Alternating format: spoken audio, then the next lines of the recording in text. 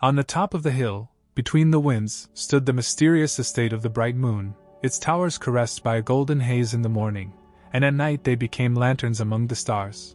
The cozy light of the moon enveloped the main character, who, immersed in carefree dreams, sailed on the waves of nightly adventures, where each dream was a gateway to the world of fantasies and mysteries. In the world of his dreams, it turned out that he was not alone, but next to him was a mysterious companion, whose eyes sparkled under the moonlight, like stars on their common journey. Waking up to the tender words about his wife, the main character slowly extended his hand to the girl lying next to her, whose eyes were also looking for answers in the mysterious symphony of the night.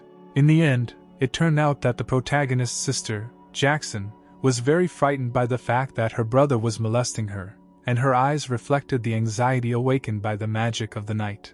In tired confusion, Jackson could not see where his wife, Alice, had disappeared, or how he ended up in the same bed with his sister. Excitement and mysteries were hidden in the darkness of the night. The instant realization that he was in bed with his frightened sister made the guy quickly leave the room, trying to avoid awkward situations. He still could not come to his senses and understand what he was doing there, in that room where strange dreams, reality, and disturbing memories were mixed. Now that his fate seemed sealed, he had to make the decision to leave the city bright, facing an unknown future where hope and fear mingled in a cocktail of unknown possibilities. Out of nowhere, the guy was suddenly hit right from behind, and he found himself in an insidious loop of events, where riddles were intertwined, just like a thread in a dark labyrinth. The stranger, towering over him at the moment of his fall, said that the guy runs too fast for a lazy person, as if solving other people's secrets in the very center of a mysterious incident. And at that very moment, lightning shattered the darkness, striking directly at the tree in the forest where the heroes were, cutting the night into dazzling moments of elemental frenzy. The stranger had completed his work, and now all he had to do was cover his tracks, like a shadow disappearing into the darkness of the night, where the mystery of his real intentions lay hidden. Everything was put in place. The attacker of his wife's sister ended up dying in an accident, and now peace has returned to their lives, although the shadow of a secret continued to float in the air. The stranger could not know what kind of life Jackson had lived, but for such a mediocre and illiterate lazy person like him, being together with the Duke seemed dishonest and unforgivable.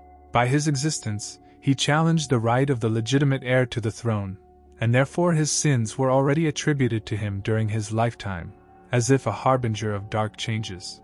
Although dying is also a worthy thing, it is only a pity that he did not manage to accomplish anything significant while alive, and now his opportunities have sunk into the abyss of missed moments. It is unclear for what reason, but suddenly some lightning began to emanate from the guy, as if his being had become a channel of inexplicable energy, awakening mysterious forces around him. It was at this time that someone, behind a screen, was virtually communicating on the internet, unaware that events in the real world were meanwhile becoming more and more mysterious and inexplicable. The guy, asking a rhetorical question about how much they liked what he did, added that this was just the beginning, as if hinting at even more mysterious events ahead. It was clear that he was clearly furious as he typed as if at the speed of light, expressing his emotions in a stream of keys and making the internet tremble with unstoppable energy.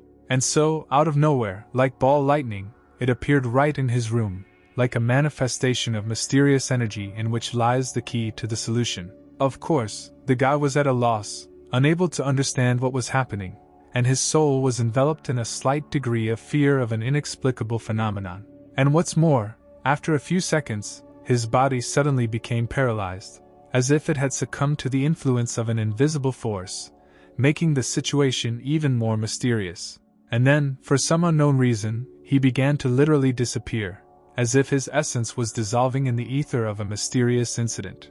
A few seconds later he found himself in some incomprehensible space, where reality intertwined with fantasy, and time lost its ordinariness. Also, among other things, he felt like a ghost, because he could stick his hand right inside his body, as if the boundaries of reality and illusion had become unclear. How someone spoke to him and congratulated him, noting his new state in which he had become part of something greater than just a physical being.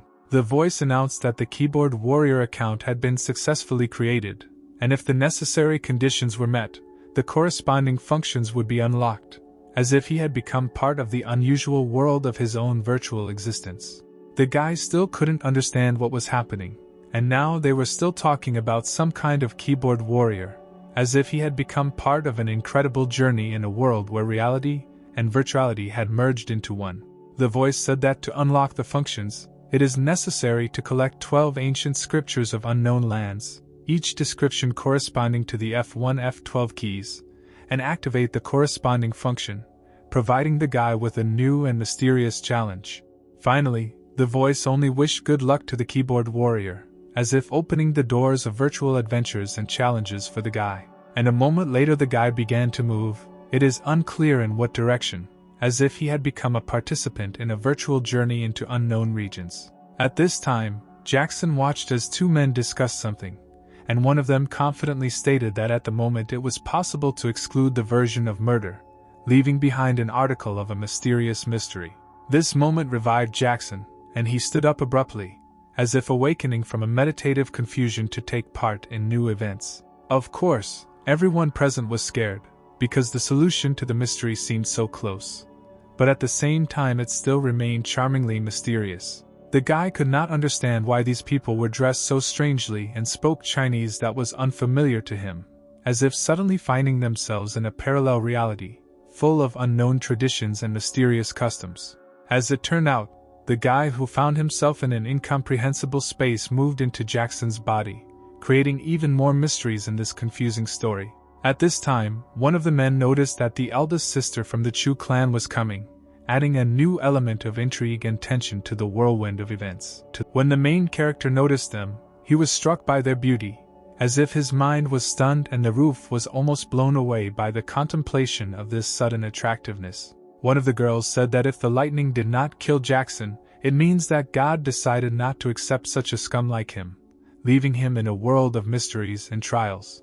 As it turned out, the guy who ended up in Jackson's body had the exact same name, revealing a new round of mysterious fate and intertwining their names in an amazing dance of coincidences. The girl in the pink dress asked her friend to tone down the conversation slightly, reminding her that he was her husband after all, creating a moment of awkwardness in the unexpected mixture of relationships and changes. Jackson couldn't believe that this loser had a wife, as if reality was revealing another mystery to him that he had to solve. Everyone around was discussing Alice's beauty, creating an atmosphere filled with feelings of envy, admiration, and disbelief in front of her amazing appearance. It is unclear for what reasons, Jackson literally began to instantly fall to his knees in front of Alice, as if under the influence of an unknown force or sudden excitement. Those present could not understand why Jackson was behaving this way, because only a couple of hours had passed since the wedding, and he no longer recognized his own wife, creating a vague feeling of bewilderment and anxiety around him. Explaining that he is not a henpecked man who makes his wife worry, Jackson joked, trying to defuse the situation and add lightness to an uncertain moment.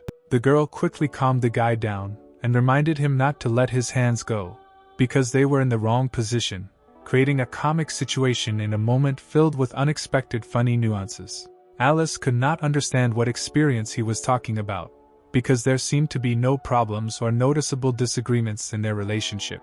Then Jackson began to pester his subordinate Alice. Lolita, that was the name of Alice's subordinate, immediately followed her mistress, as if the employee was on duty, ready to carry out any instruction. Jackson was very tired, because Lolita didn't even bother to help him, creating the impression that the service was just a formality for her. Jackson was very infuriated by the fact that Lolita told them to go, because he didn't even get up, causing internal seething and irritation in front of an incomprehensible situation. His nerves could not stand it, and he flew into the carriage like a bullet, as if an internal explosion instantly led him to decisive action.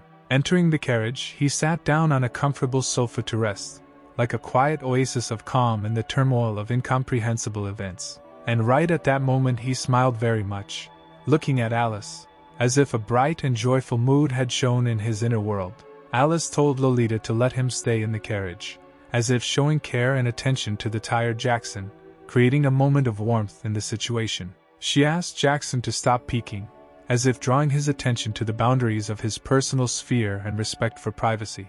It honestly made him laugh, and she seemed ashamed of her reaction, creating an unexpected moment of laughter and embarrassment in their interaction. When Jackson asked if they were late in Lolita lands, she was surprised because she couldn't believe he knew about them, creating a mysterious moment of misunderstanding. Alice advised him that whatever he heard about these lands, he should never ask again, as if warning him against secrets that could change his life. The carriage set off and drove home, carrying with it mysterious characters and mixed feelings that are ready to be revealed ahead. When they arrived, Jackson could not understand why he was not allowed to enter through the front door, as if faced with an invisible barrier that upset and confused him. Lolita explained that only family members can enter through the front door, and he, as a temporary guest, only takes his wife living in the house. If he does not want to spoil the mood, he should enter through the side door, creating a moment of awareness of the rules and nuances of behavior in this home. In response to his harsh words about Lolita's tongue being like a poisonous snake, he inevitably faced a well-deserved blowback that revealed to him the true power of words. However, the hitch was that Lolita didn't even touch him with a finger, and he felt an emptiness, as if a whirlwind of time was carrying his desires into unknown distances. Alice firmly made it clear that, despite all the difficulties, she should treat him with respect, since he was still her lawful husband. Alice suggested not to waste time because their father and mother had been waiting for them for a long time. Jackson felt the joy of seeing that at least his wife was treating him with kindness, and that small joy made his days brighter. But Jackson's joy came to an abrupt end when he received something from his wife that changed the course of his thoughts and made his heart beat with anxiety. Lolita told him in shock that he had committed a terrible act at night, and now, as if nothing had happened, he behaved calmly. The protagonist's wife, Alice, decided to find out what punishment his father and mother were preparing for him. Having almost forgotten about this hellish incident, he needs to find free time to develop a strategy and unravel this hot tangle of events. Looking at his reflection in the water, he realized that it was no wonder why they looked at him with disgust. Because of the damn lightning, he looked not at all human. And right at that moment, as he was staring at his reflection, someone suddenly crept up behind him and kicked him forcefully into the water, causing him to lose his balance and burst into waves of bewilderment. Of course, within a split second, Jackson was falling uncontrollably, finding himself suddenly immersed in the freezing waters of the lake. Jackson was dumbfounded, trying to figure out what was wrong, and came to the conclusion that it was all because of that high-profile incident. It seemed that someone from the family decided to arrange an accident in order to get rid of him as a son-in-law. Oddly enough, Jackson immediately began calling for help. Seeing Lolita in front of him, for some reason he briefly thought that she was trying to take his life. Or maybe his wife was allied with her in a conspiracy, conspiring against him, as if in the pages of passionate love novels. Jackson decided that the smartest thing to do would be to pretend to be dead at this point, in the hopes that it would help him solve the mysteries and unravel the intrigue around him. Lolita was only surprised at how quickly he seemingly died, and he continued to subtly play his role as an innocent dead man. And then Lolita, succumbing to the temptation of curiosity, decided to check whether he was dead, or simply lost consciousness from an intriguing incident. Of course, the next step was to pull Lolita into the water with him, in the hope of exposing her and understanding how deep this family conspiratorial vortex goes. To be honest, this decision was very strange on the part of the guy. So on top of that, he didn't just pull her, but held her right under the water, revealing a new chapter in this complicated family intriguing scenario. Lolita, understanding the danger, desperately struggled, trying to somehow avoid the crazy guy who was holding her underwater. Lolita suddenly decided that she needed to grab a tree branch to escape her precarious situation in the water. To be honest, it was clear on Jackson's face that he didn't fully understand what to do, because he simply stubbornly held Lolita underwater, and only in desperation did she decide to grab a tree branch to save herself. When Lolita lay unconscious, Jackson enjoyed looking at her eyelashes and said that if she were dumb, her beauty would be priceless. Realizing that someone in this clan wanted him dead, Jackson decided that it was too dangerous to stay here. But this world was completely unknown to him. He had no knowledge of history, and besides, the owner of this body committed a vile act, so attempting to escape would doom him. Assuming that the enemy had used the accident to kill him in order to hide his intentions, Jackson realized that no one would dare attack him openly, and decided that he should take the risk and unravel the secrets of this world. In the end, Jackson finally decided to check whether Lolita was actually dead, realizing that in this world you cannot trust a single sign without additional verification. To the guy's surprise, Lolita's heart did not beat, and he realized that the situation could be much more complicated than he had imagined. Realizing that he needed to act quickly, because he had absolutely no idea what to do if she actually died, he rushed to find a way to bring her back to life. When Alice appeared, Jackson asked her if she would believe him if he said that he was trying to save Lolita, recognizing the need for explanations and preparing for explanations. When Alice began to use some healing techniques, Jackson was amazed to realize that his wife turned out to be a martial artist, which earned him unexpected respect and surprise. As it turned out, it was too late to teach Jackson this process, since his skeleton had already formed, and his natural characteristics were completely unsatisfactory for this type of healing. After this, Alice recalled that she asked Jackson to call her mistress, expressing her dominance and demanding respect. And soon it really worked. Lolita began coughing up water, confirming that Alice's efforts had led to a positive result. Now Jackson didn't understand anything at all.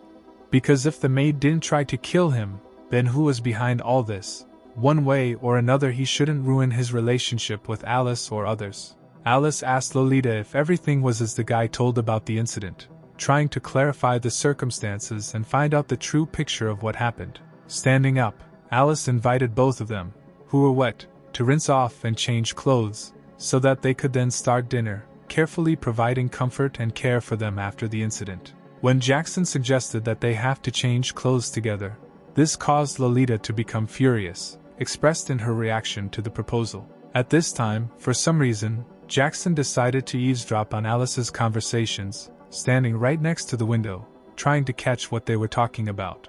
The smile on his face was extremely sinister and mysterious, causing those around him a feeling of bewilderment and anxiety. When the guy heard talk that he was behaving strangely, because before he was submissive, but today something had changed in him, he became slightly wary, feeling dissatisfaction and bewilderment around him. Alice also noticed that something was wrong with him and suggested that it could be the effects of a lightning strike, manifested in his strange behavior and changes in personality. Alice explained her decision regarding yesterday's incident by saying that it seemed very strange, and therefore she could not make a final decision until she consulted her parents. Lolita noted that the guy was lucky that the lightning did not take his life. Otherwise Alice would not have had to waste time on him, expressing her surprise that he survived. And just at that moment, Jackson entered, knocking down the door, creating the impression of a forceful invasion and creating a tense atmosphere in the room.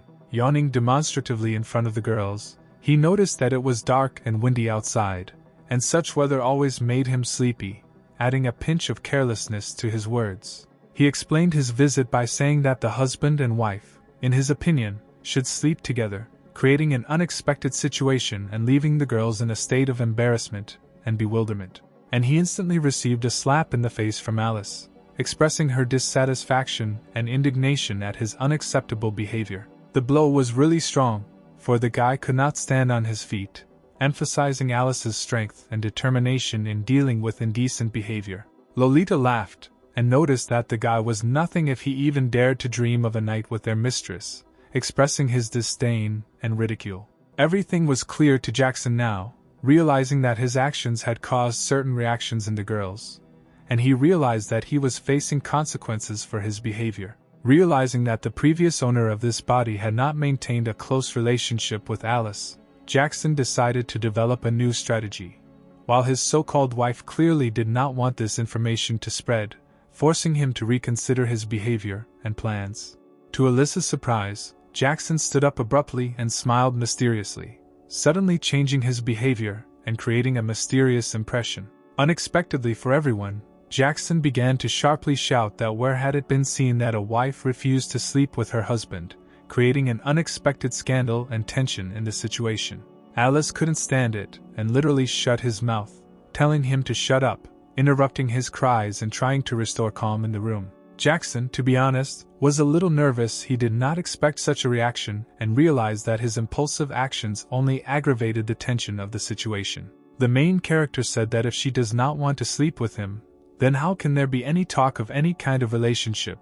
And that tomorrow he is going to go out and spread this information throughout the clan, emphasizing his determination and openness in action. And when the time comes, they will find out which of the two will lose more reputation, emphasizing that this situation could have consequences for both and will become a kind of test of their social status. His reputation was already at an end, and he had nothing to fear. By the way, she had nothing to fear either. Thus, he intended to convey to all the young gentlemen that she was pure and blameless. Turning around, Alice asked if he really wanted to sleep with her, expressing her bewilderment and demanding clarity in this ridiculous situation. On the outside, Jackson calmly confirmed that this was true, but on the inside he was shocked, because he did not expect her to agree to such a proposal, expressing his inner surprise and unpreparedness for her positive answer. Alice stated that he would be with Lolita tonight, making a decision and pointing out the need for respect and devotion in a relationship.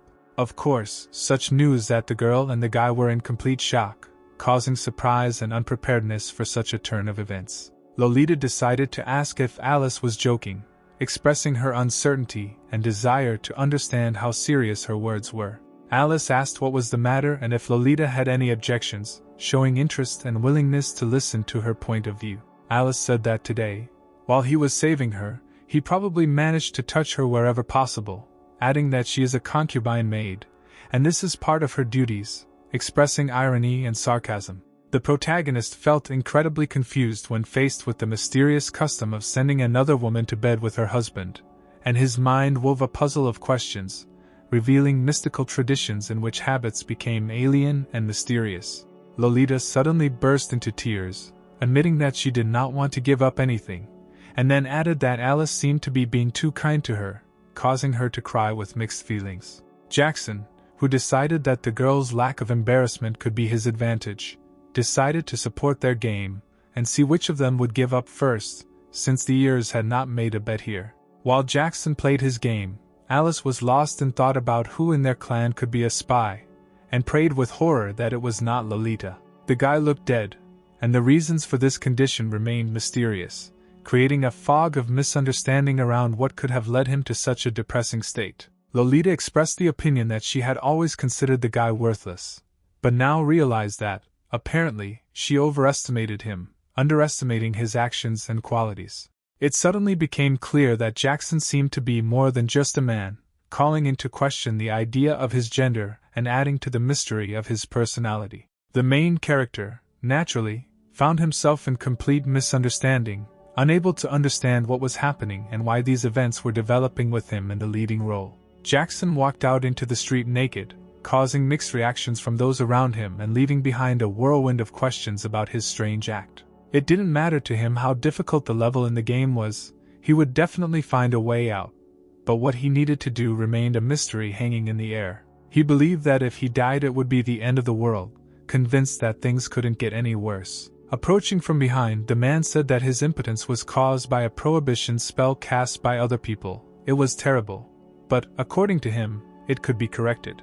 Jackson instantly peered into the secrets of his past, trying to figure out who could be the initiator of such a spell, and a wave of questions grew in his mind, threatening to shake his stability. The man did not know who exactly cast this spell on him, but he definitely remembered that it had been cast in childhood, because it was now that such a symptom as impotence appeared. As for solving the man's problem, the seal is located in a very vulnerable place, so it cannot be removed by external forces without causing internal damage. Of course, Jackson had no choice, and he immediately began to beg the man to help him solve this problem. The man told him that only he could help himself by becoming a great master and cultivating his chi. The main character, desperate and hopeless, decisively came to the conclusion that it was easier to disappear from life than to fight the unknown secrets and difficulties that tormented his essence.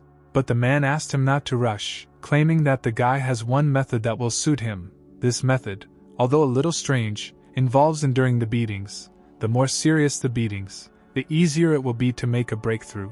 Jackson, realizing the persistence of the old man, who was ready to transfer the ancient technology to him without any return, decided to accept this offer, realizing that he had nothing to lose. The last time the man asked the guy if he wanted to become stronger, to which he received a positive answer. Finally, the man handed him a mysterious scroll, like an ancient parchment, containing secrets and instructions that were supposed to help the guy in his quest to become stronger. The man explained his help by saying that he had very little time to live, and he did not want such a wonderful technique to go to the grave with him, so he gave it to Jackson. After so many years, he managed to find a suitable vessel, and once he reaches the level of a great master, he intends to get rid of his cursed eunuch body. Of course, this whole intriguing turn of events forced Jackson to reassess the situation, and the gloom of suspicion hung over him, like a persistent shadow of questions and secrets. And right at that moment, Jackson was asked to activate the keyboard,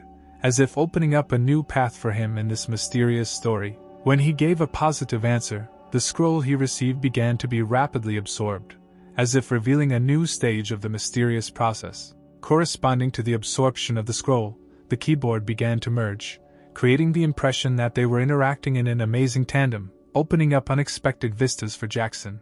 Out of nowhere, a miniature girl suddenly announced that the first description had been received and the F2 key had been activated, introducing an element of mystery and surprise into what was happening. She also said that the rage point system has been activated and the lottery feature has been successfully unlocked, revealing new possibilities in this amazing story. Jackson decided to check if he was in some strange dream, and literally began to strangle this girl in order to feel the reality of events and find out what was happening. Of course, she was in pain, and she began to beat the guy, crying out for him to let her go, introducing an element of tension and surprise into this strange moment. Due to the fact that he has activated the keyboard functions for the first time, he is given the opportunity to use the lottery game 3 times for free.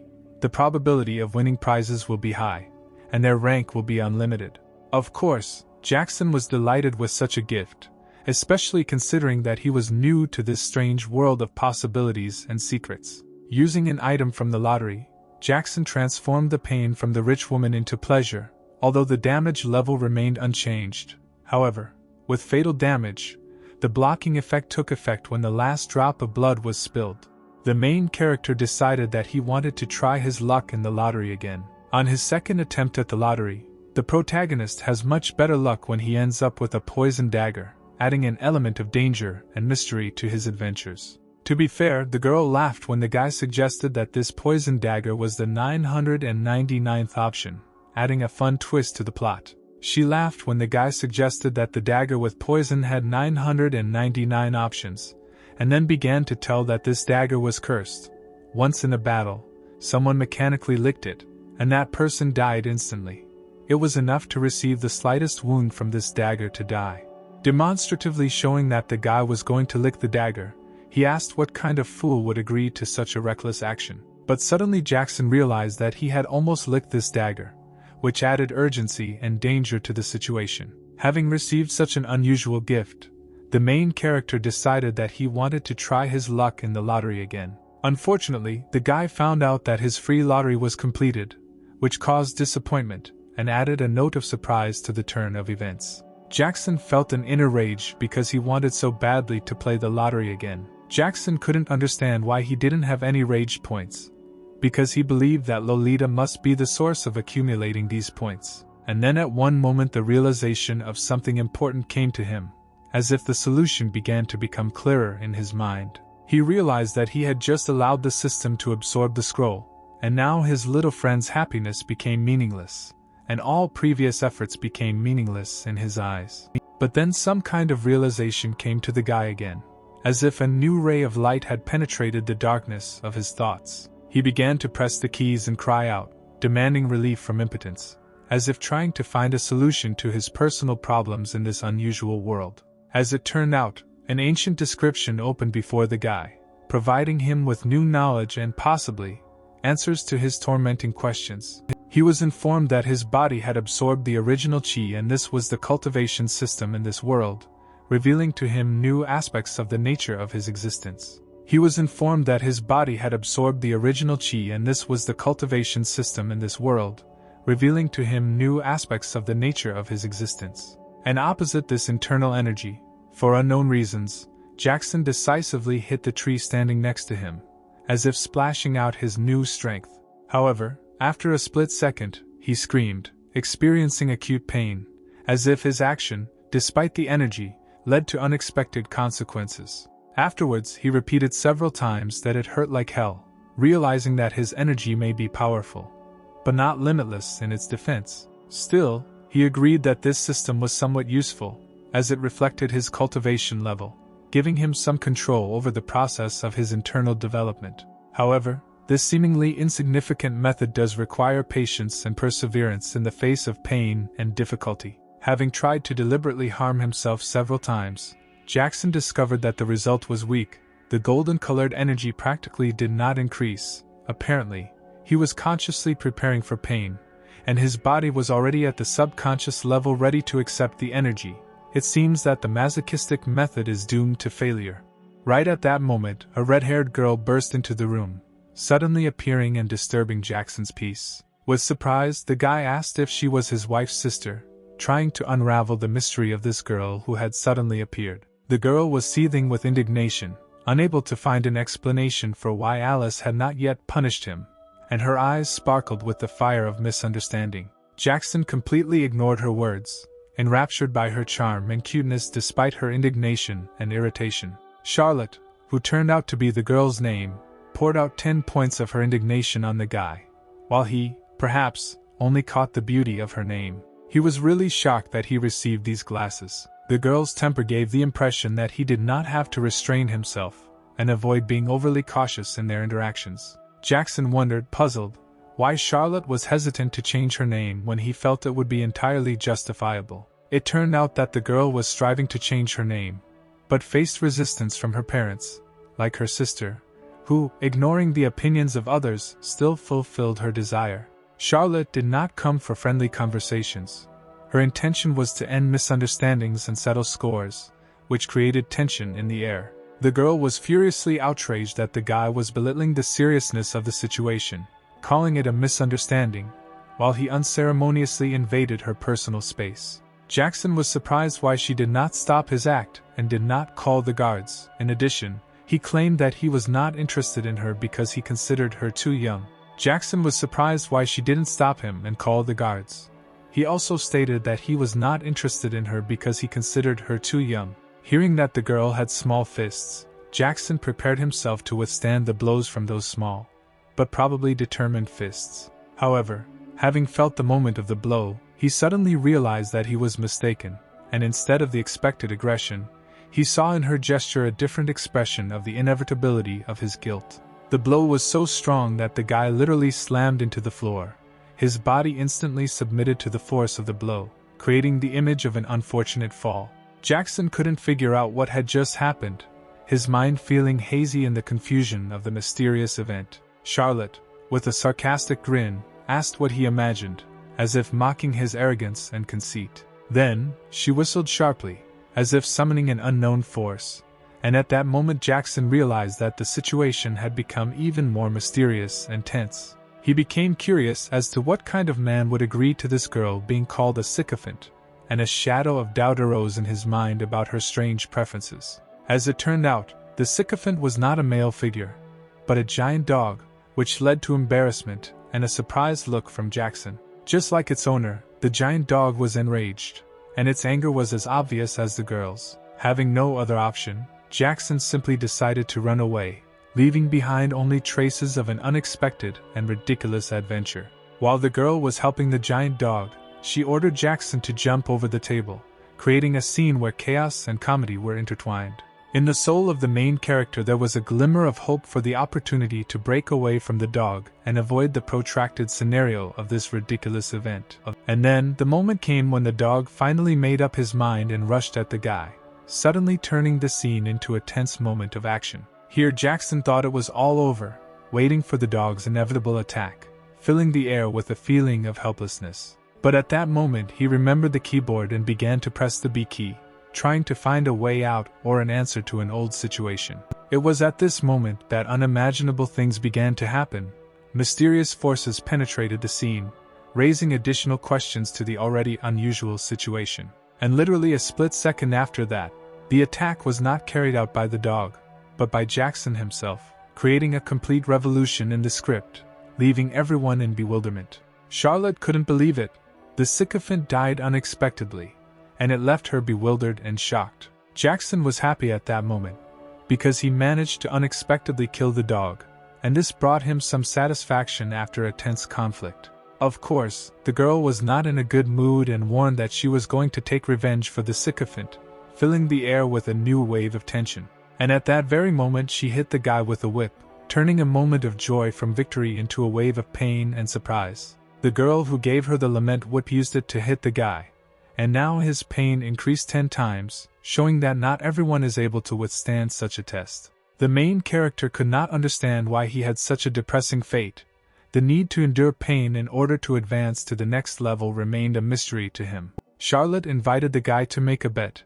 He should withstand 3 of her blows without making a sound, and in return she would forgive him for killing her dog. Jackson only asked for time so he could prepare for this challenge. Jackson decided to use the item that he got in the lottery, but he could not figure out how to properly use this artifact. Having prepared himself, he announced that he was ready for the test, after which the attention of those gathered was intensely riveted on the upcoming event. The girl then struck the first blow, beginning the test, and at that moment everyone held their breath, waiting for Jackson's reaction. To be honest, he was pleased that he could barely restrain his groans, creating an interesting tension around what was happening. The girl, in turn, thought he was in pain and asked him not to hold back his screams, adding an unexpected element to this strange moment. But besides, the guy put his foot down and invited her to continue, telling her to strike again. Charlotte couldn't believe that there was a person who could withstand the pain of a whip, and her surprise only increased as she watched the guy's endurance.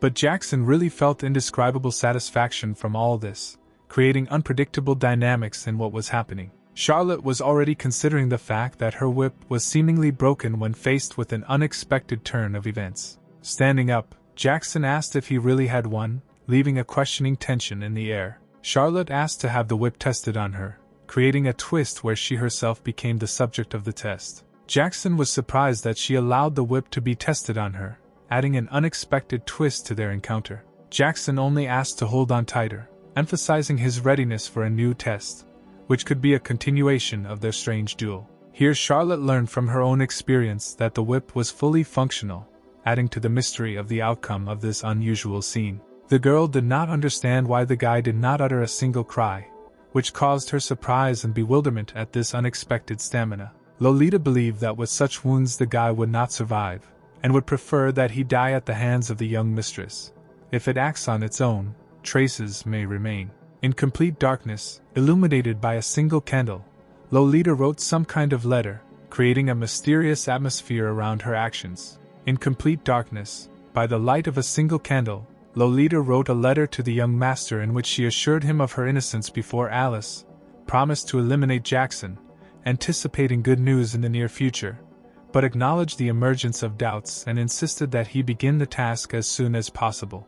Rhetorically speaking to the dove, the girl asked him to hurry up, creating a mysterious image, as if the bird could speed up something important and mysterious. The girl was curious about what the guy was up to, expressing interest in his plans and creating an atmosphere of intrigue. Her curiosity was awakened by how long the guy had been washing his hands. She asked herself the question, as if trying to uncover the secret of his long washing. By explaining that luck does not come naturally, he revealed his approach to the situation, creating an aura of dedication and perseverance around himself. Holding a vague object in his hand, Jackson said that wealth and fame are useless if you are a loser, expressing his views on the true value of success and self-fulfillment. Jackson decided that he wanted to try his luck at the lottery again, expressing his desire to experience chance and the opportunity to change his fate. Jackson was already beginning to feel the effect, as if something unusual or exciting was beginning to affect his condition. He called the pill that the girl gave him a good thing, expressing his satisfaction with the result obtained. Jackson decided to try the pill anyway, emphasizing his willingness to take risks or explore new things that could affect his condition. Then an indescribable effect occurred, as if he was being torn into small particles, creating an atmosphere of mystery and unknown influence around him. A light flashed on the control panel. The system joyfully reported that her natural abilities had been improved, as if the internal code was filled with new energy, ready for adventure. In the golden halls of his duchy, the Duke of Bright Moon, the head of the clan, rules the city among 3 children, 2 daughters and an heir son, who, orphaned at an early age, was raised by his aunt and uncle, and despite his worthlessness and reputation as a slacker, grew up to be a real handsome.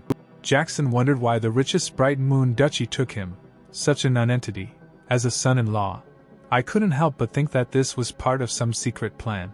Jackson's morning began not with aromatic coffee, but with refreshing water that poured generously on his face, bringing wakefulness with the first rays of the sun. Michael, pouring water over Jackson, did not understand why he was trying to look like the boss, but did not express his thoughts out loud. Michael teased Jackson by lightly hitting him on the shoulder, provoking him to hit back, but Jackson stood his ground, avoiding getting involved in the fight. Michael didn't seem to expect Jackson to strike, but at that moment, in surprise, he realized that it had actually happened.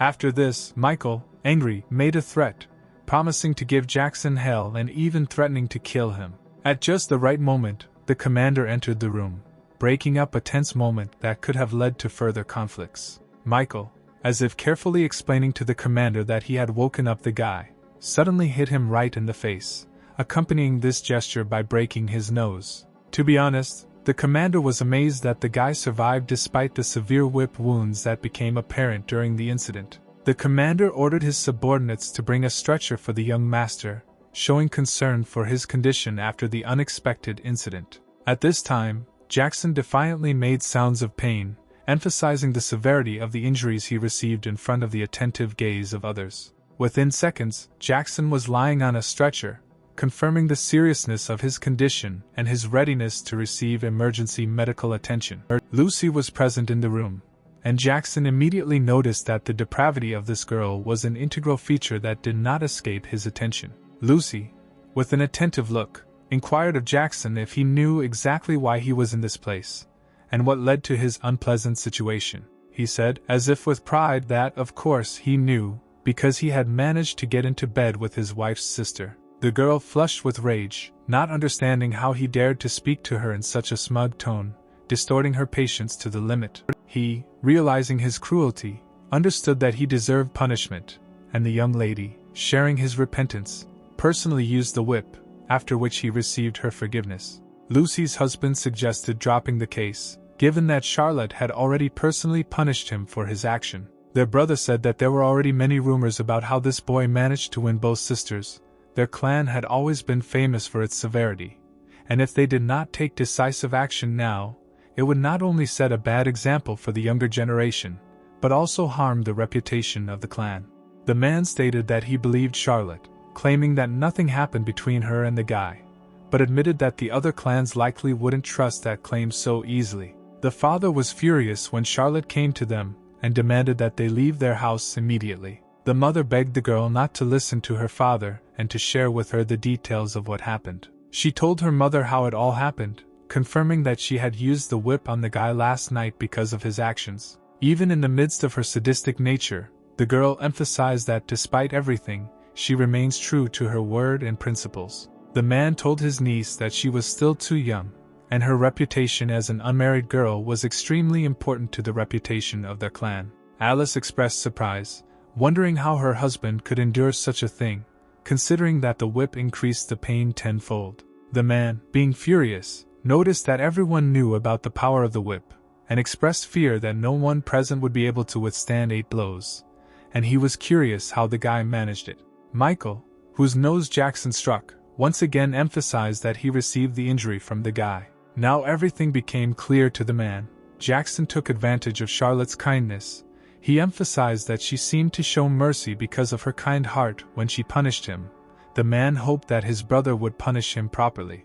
Charlotte struggled to prove that she actually stabbed him 8 times. Upon entering the hall, the subordinate reported that the girl outside had created a lot of noise, insisting on meeting her son-in-law. She, representing the Red Court, clearly carried influence and responsibility for her words, standing persistently in front of the hall and demanding a meeting with her son-in-law. Lucy flared up with rage upon learning of the situation and ordered the girl to be let in, demanding an explanation. Since the guy was able to survive severe injuries, Lolita prepared something else for him. In the twilight, framed by a haze of mystery, against the background of music sounding in a smooth rhythm, a mysterious woman suddenly appeared, shrouded in an aura of mystery, like a character from an unknown world.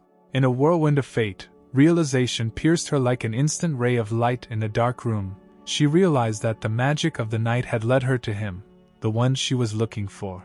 Immediately descending on him, she began talking uncontrollably, reminding him of his promise to return and accept her into his clan, while not forgetting to mention that he had even provided her with a certain amount of money. Flushing with anger, Lucy sharply expressed her emotions and demanded an explanation, asking the question, how should all these promises and money that he provided be understood? Jackson assured that he would immediately clarify the whole situation, preparing Lucy for revelations that could change her view of what was happening in the future in their relationship. The main character expressed his curiosity, wanting to know the girl's name, creating a moment of anticipation and mystery in the air. In a graceful gesture of politeness, Jackson specified how much he should pay for the girl's services, showing tact in a question that could change the tone of the entire conversation. After careful calculation, the girl reported that the amount owed was 30 silver coins, adding a certain amount of surprise and mystery to the atmosphere of the conversation. At this time, the men discussed that the young man's taste was clearly different and could cause mixed reactions, adding a note of humor and ease to the conversation. Jackson, despite the young man's taste in question, offered to generously triple the amount, providing 300, of which the remainder were to go to the engagement ceremony, adding a romantic note to the conversation. Lucy's husband asked her to wait a little, leaving unspoken expectations and mysterious moments in the air that could change the course of their conversation. Without any falsehood and with respect, Jackson, realizing his financial difficulties, turned to his wife with a request to lend him 300, which introduced a new element of reality into their conversation.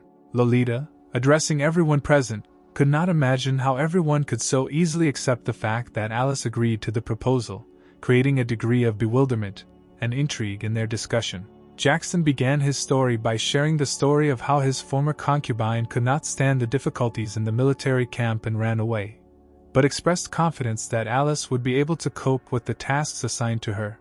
Jackson explained that his wife had given his former concubine to the army, but she found it difficult to entertain the soldiers every night, introducing a new element of complexity into the story and leaving questions up in the air. Alice, showing her determination, ordered the servants to take the girl to a military camp, bringing intrigue to the scene and emphasizing her authority in this situation. Of course, the girl expressed her opposition to such an idea, introducing a note of resistance and creating new difficulties in the course of their plans. And so, abruptly and unexpectedly for everyone, the girl turned to Michael, adding excitement to the atmosphere and introducing new dynamics into their discussion. With a confession on her face, she announced that Michael had planned this whole idea and it was he who told her to do this, revealing her cards and throwing everyone present into confusion. Immediately after uttering these words, she immediately received a strong blow to the face, as if disagreement with the disclosure of the secret was expressed in a harsh answer. Michael flared up in uncontrollable rage, his anger thundering through the air, creating a tense atmosphere and an unexpected turn in the course of events. The man approached Michael and, relying on his good-heartedness, asked if what was said was true, introducing an element of doubt into the situation. The girl began to explain that Michael gave her 20 silver coins and ordered her to come here so that she would report this, revealing to everyone the details of their insidious plan. Of course, Michael immediately fell to his knees, begging for forgiveness, creating a sudden twist in the script and showing his unexpected vulnerability. But Michael admitted that he was ordered to do it by someone else, adding a mysterious element to the events and raising new questions in the air. Lolita, attentive and alert, at that time began to closely monitor what was happening, emphasizing her vigilance in this situation. Michael began to explain that at that time he could not clearly see this person, making clarifications and trying to justify himself to those around him. Michael revealed that the man was talking to him from the other side of the wall and bribed him to carry out this action, exposing the secret conspiracies and intrigues to everyone. The man decided that no one would continue the past events, and no one would discuss it in the future, trying to put an end to the complex intrigues and maintain peace in the relationship. Lucy didn't agree that they would just let Jackson go, expressing her doubts and objections, creating a new turn in the conversation. Well, of course not, because Jackson got involved in all sorts of dirty deeds. To prevent future troubles, he will be sent to study at Bright Moon Academy, imposing a strict condition on his future fate. Now the girl agreed with this, because then he would at least be able to help the clan as an accountant or something similar, finding a way to make a useful contribution to their common cause. Jackson decided not to bother too much with the academy, but to play the lottery first.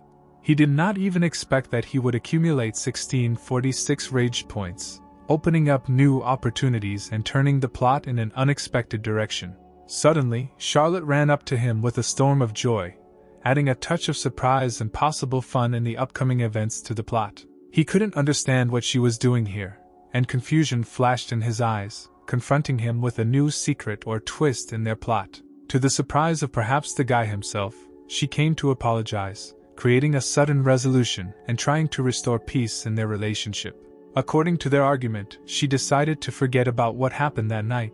But today she failed to protect him, and he was even punished for what happened, adding a new twist and incredible tension to their story. He said it was normal because she was still a child and had no say in the family, adding contrast to the situation and raising questions about power and relationships in their society. Charlotte was bursting with anger when the guy called her a child, creating internal tension and emphasizing her desire to recognize her independence and adulthood.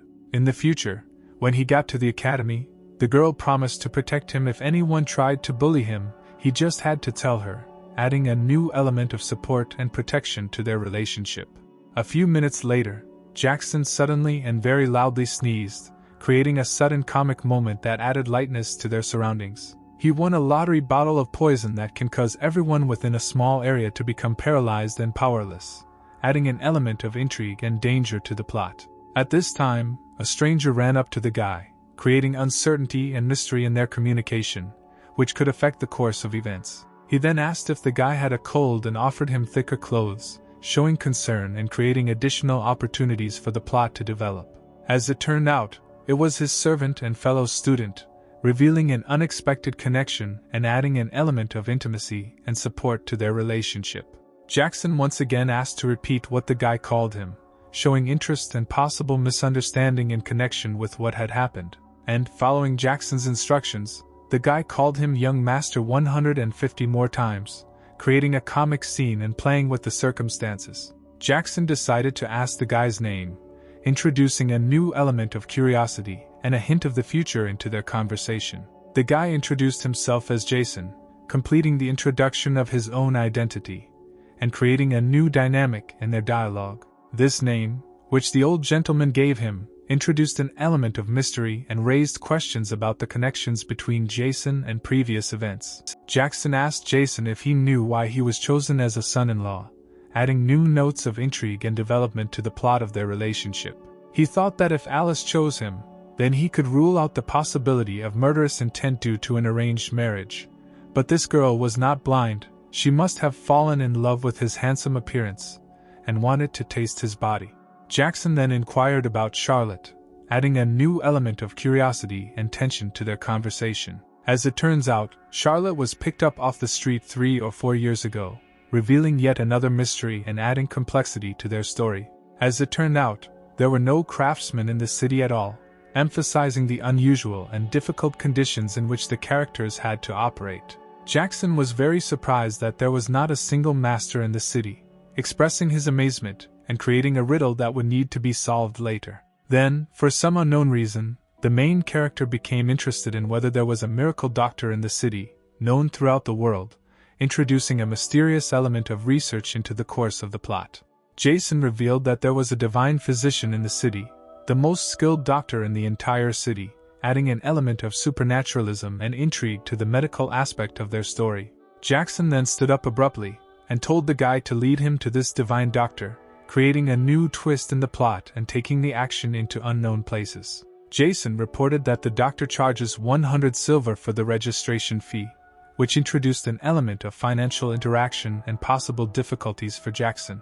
The news brought Jackson to a screeching halt, causing him an unexpected moment of confusion and perhaps raising questions about the availability and cost of health care in their world. Jackson could not understand why there were so many people in this square, feeling some anxiety and creating a mysterious atmosphere around what was happening. As it turned out, Most of these people were here only because the daughter of this legendary doctor often saw people for free, adding an element of kindness and compassion to the plot.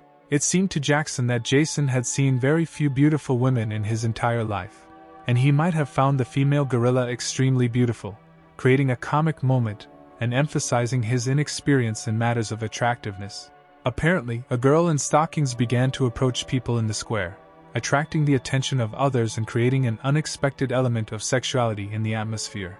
Jackson couldn't understand why everyone was so noisy when the girl came out, feeling some misunderstanding and creating a mystery around the girl's possible impact on others. He was somewhat shocked when he saw a certain person in front of him, creating an intriguing moment and possible tense relationships in the future. Oscar, a doctor, came out to the people, bringing anticipation and resolution of issues related to medical care in their city into the plot. A stranger approached the man, adding a new element of mystery and possible plot twists. Oscar didn't remember this man, so it was pointless. The doctor only treats rich and pretty girls, introducing additional complications and causing disappointment to Jackson. The mysterious stranger, stirring up the evening atmosphere, said that, despite the absence of a personal visit to the doctor, he met with a girl who received him in her mysterious reality several times. Oscar, realizing why his responsibilities had recently diminished, suddenly realized that the girl, accepting everyone for free, had become the secret source of his unprecedented freedoms. Jackson, struck by the surprise, noticed that the doctor, in a candid moment, referred to his daughter as a poor damsel, leaving in the air a mysterious and touching sense of her fate. Among those gathered, it was noticed that one of those present was immodestly holding an erotic magazine in his hand, adding a mysterious touch to the atmosphere and causing whispers from surprised guests. Handing the magazine to the doctor, he explained that it was the latest issue of Heaven and Earth that he had just received, introducing a mysterious element to the exchange of information between them.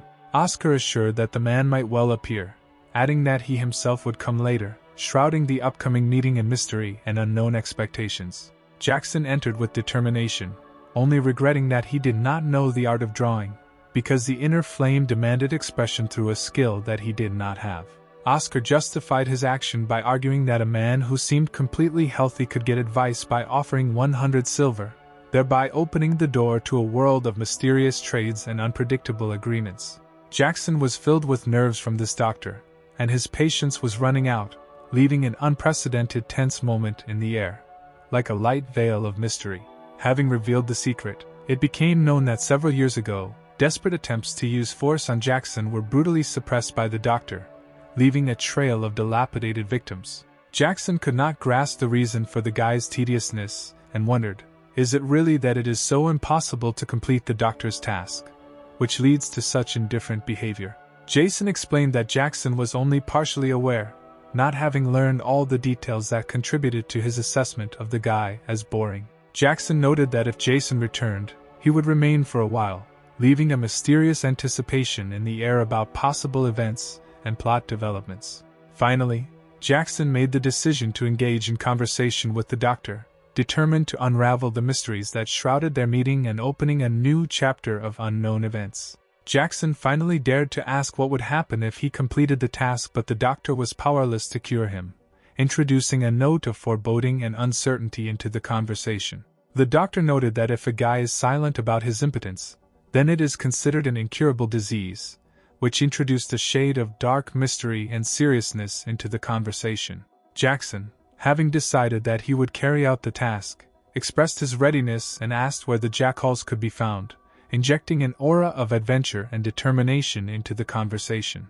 Jackson recognized that the man had a sharp tongue but a soft heart, and agreed that he truly deserved the title doctor, leaving a hint of respect and recognition in the air. Jackson, surprised to discover that these ears were actually real and not just accessories, suddenly realized that he was in a world where beast men existed, tearing the veil of reality. In his opinion, it was simply heaven on earth, where the amazing and the unimaginable merged, creating a unique, wonderful place. Jackson was approached by someone from the crowd, who introduced another unpredictable thread into the plot, which became the beginning of a new turn in his adventures. A stranger approached the guy and suddenly called himself Ben, claiming that they drank and played dice together, introducing a new element into the plot of old friendships. Jackson announced that he was heading to the Valley of the Jackals, setting the stage for an exciting new phase in his adventures, full of mystery and danger. As it turns out, Ben is also heading to the Valley of the Jackals, intertwining the fates of the characters and promising interesting twists in the plot of their journey together. During their journey, Jackson carefully watched his new friend, feeling that mysterious secrets were lurking around him that were just beginning to be revealed. He wondered if, through Ben, he could find out who was behind the assassination attempt on the body's previous owner, revealing a new layer of intrigue in their joint search for answers. As it turned out, Ben was only at the third stage of cultivation, opening up to Jackson a world of secrets and possibilities that had yet to be explored. Ben suggested that they stick together, promising to be Jackson's protector at any moment, as if opening up a reliable allied partnership for him in this mysterious world. Ben claimed that he could easily defeat Jackson, creating a competitive dynamic and causing internal tension in their relationship. Ben said that brothers as strong as him can be counted on the fingers of one hand, giving their strength exclusivity and value in this mysterious world. Believing that Jackson knew nothing at all about cultivation, Ben saw no point in explaining, creating a moment of mystery, and leaving him in the shadow of ignorance. Ben could not understand why Jackson was in such a hurry, leaving in the air the question of the ulterior motives and goals of his rapid movement. Jackson had already directly asked Ben if he had come here to capture him, introducing a note of tension and mistrust into the conversation. Ben, hearing the question, brushed it aside, saying not to talk nonsense, introducing a tone of mocking denial into the conversation and emphasizing his confidence. Ben explained that there was a small misunderstanding between their master and Jackson, raising the question of how their destinies were intertwined in this mysterious world. As it turned out, the master took Ben's wife and threatened her, revealing the prerequisites for entering into the conflict and adding complexity to their plot. Jackson was shocked by this information, suddenly realizing that in this mysterious world there were dark intrigues and dangers that could even affect his personal life. Ben assured Jackson that he did not have to say or offer anything in return, since he was always ready to help him free of charge, establishing a friendly alliance in this strange world. Jackson could not understand why he had to suffer because of their brotherhood, raising questions about the injustice and complexity of their relationship. Jackson, not knowing what he was doing, realized that perhaps he should have revealed his cultivation level, creating misunderstandings and raising questions about his own strength in this mysterious world. Ben finally made a decision and, despite misunderstandings and difficulties, killed the guy, ending this mysterious episode of his adventures in the world of secrets and cultivation. Ben assured Jackson not to be afraid, since the guy he killed had betrayed their gang, injecting a tone of loyalty and trust into their fateful brotherhood. Jackson explained that he needed to go to the Valley of the Jackals because it was a mission from the Divine Physician, revealing a new facet of the mysterious and mystical mission that he had to complete. After these words, Ben underwent an internal transformation as if going wild, creating a tense moment in their relationship and raising questions about the future of their journey together. And Jackson, in response to the change in Ben's behavior, began to make incomprehensible movements, creating a mysterious atmosphere and filling the air with the expectation of the unknown. There was no response to these incomprehensible movements, and Jackson simply fell to the floor, revealing a new wave of mysteries and questions in their unusual brotherhood. Ben noted that it's no surprise that everyone he meets calls him a loser, adding a mysterious edge to his personal story. Ben then kicked Jackson, creating a moment of tension and raising questions about what secrets lie hidden in their relationship. Jackson now realized that he was in an unpleasant situation when the dynamics of their meeting took an unexpected turn, full of tension and unknown dangers. Ben told Jackson that he had only himself to blame for insulting someone he shouldn't have, introducing a note of guilt and complexity into the conversation. Jackson could not understand who he had annoyed so much that he had caused such rage on the part of the previous owner of the body, leaving the question unanswered in this mystical labyrinth. The fact that Ben was secretive and rude greatly stressed Jackson, creating additional difficulties in their relationship and emphasizing the unpredictability of the situation. Ben offered Jackson a deal. If he answered his questions, he promised that his death would be quick and painless, introducing elements of mystery and tension into the situation. Ben was curious about how his body would work as the first lady of the clan, adding an element of intrigue and mystery to the plot. Ben then began to say various obscene things about the guy's wife, creating an unpleasant moment and adding spice and hostility to the situation. Jackson wasted no time in taking advantage of Ben's moment of reasoning, grabbing his sword and rushing to attack, introducing sudden action into the plot and changing the course of their confrontation. Ben, finding himself in Jackson's attack, still could not understand how he cultivated, introducing an element of bewilderment and surprise into the plot. Then, as Ben's body lay lifeless, Jackson dragged him toward the cliff, creating a mysterious scene and leaving questions in the air about the fate of this strange brotherhood. And oddly enough, Jackson was preparing to throw Ben's body into the abyss, adding a sudden twist to the plot and an unexpected segue into the next chapter of their adventures. In the end, it turned out that the main character was never able to complete his revenge, leaving Ben alive, like an invisible shadow in his past.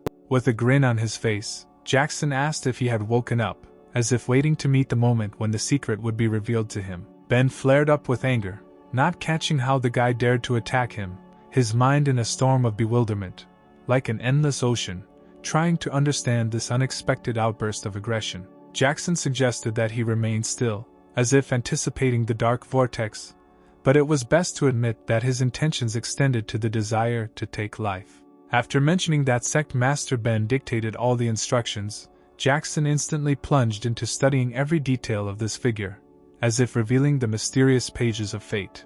Ben, claiming that the sect master's name was Jacob, swore that he did not know him, only said that Jacob, hiding his identity under a black cloak, remained a mystery, and it was impossible to determine whether he was a guy or a girl. Jackson wondered why so many people sought to take his life, as if he had become a living target in strange games where everyone was watching him with their own dark intention. Ben, it is unclear what he hoped for, decided to carry out his revenge to the end and suddenly tried to take Jackson's life, creating a moment that he did not expect.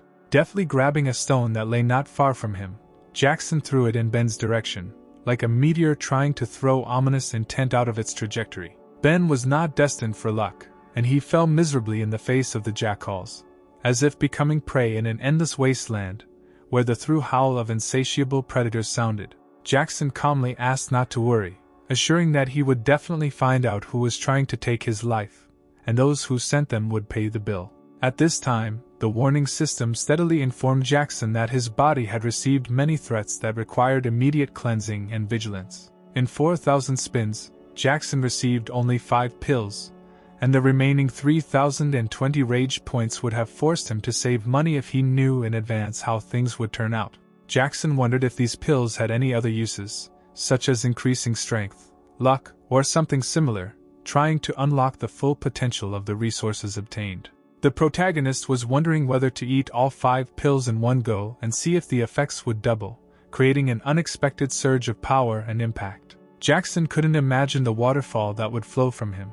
He urgently needed to visit the toilet, like drained water waiting to be released. The best place for this he chose a lake nearby, where the water seemed an ideal refuge for his immediate needs. Here, for some unknown reason, Jackson seemed to feel ill, as if the shadow of a mysterious pain enveloped him, without warning of its onset. And at that moment he realized that the miniature girl was the initiator of what was happening, like a cunning guide leading him to an unexpected set of circumstances. Instantly losing consciousness, he went limp in the water, like a weightless leaf falling into a bottomless lake, swallowed up in darkness. At this time, the girl was just swimming in the lake, unaware of Jackson's unexpected arrival, as if in a dance of water elements, intertwining in a fateful whirlpool. Hearing strange sounds, she instantly asked if anyone else was nearby while Jackson lost consciousness and sank into the water of the lake. A moment later, Jackson emerged from the water, holding his head and exhaustively repeating that he was in great pain, as if waves of pain were reflected in his every movement. But Jackson only admired the girl and said that she was very cute. Swimming out of the water, Jackson, holding his head and groaning in pain, hastily explained to the girl that he had been caught while fleeing from jackals, hit a stone after falling into the river, and apologized, not wanting to scare, never expecting to meet a bathing girl in this secluded place. Saying that she was ready to help if any help was needed, the girl said that she had recently collected some herbs, as if offering her help in treatment. Asking him to turn away so she could change, Jackson instantly complied, as if respecting her privacy and handling the situation with due tact. However, unable to contain his attraction, he decided to get closer, an inner fire urging him to violate this moment of decency. Abruptly noticing that his nose was bleeding, he decided that it might be best to abstain from taking all 5 pills at once, the unintended consequences becoming noticeable. For some unknown reason, the girls suddenly jumped out from behind the bushes and said that they needed to quickly run away, as if the shadow of a warning was reflected in their peaceful solitude. Of course, Jackson could not understand what led to the girls' decision. The mysterious secret was revealed in unexpected circumstances. As it turned out, a red-eyed rhinoceros with the 4th rank appeared right in front of them, not sparkling with charm and possessing an explosive character, with an unpleasant habit of attacking any living beings that came into his field of vision.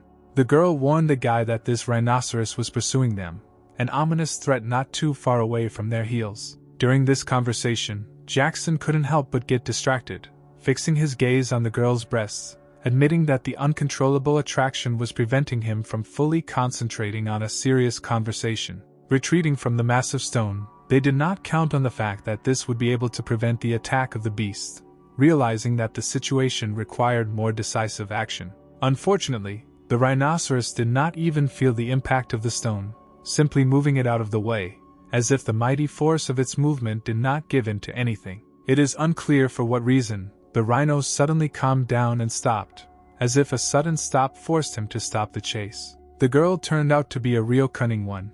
She put some medicinal powder on a stone, threw it at the rhinoceros, who broke the stone, and the medicinal powder naturally fell on him, relaxing the animal. The girl explained that her father gave her this powder in order to protect her from possible perverts, creating a kind of security barrier. Returning to her story, the girl, identified as Oscar, voiced a short story about how her father gave her medicinal powder as protection against potential threats. The guy suddenly realized that in front of him was the doctor's daughter, as if solving the riddle of her mysterious knowledge and medicinal skill. The girl was tired of Jackson constantly looking at her breasts, and resolutely asked him to turn away. Just scratching the back of his head, Jackson told her to cover herself with something, trying to avoid embarrassment and maintain decency in their unusual situation. The girl did not let up in her requests, begging him not to peek, trying to maintain her intimacy in this unusual circumstance. After a few seconds, she announced that he could turn around,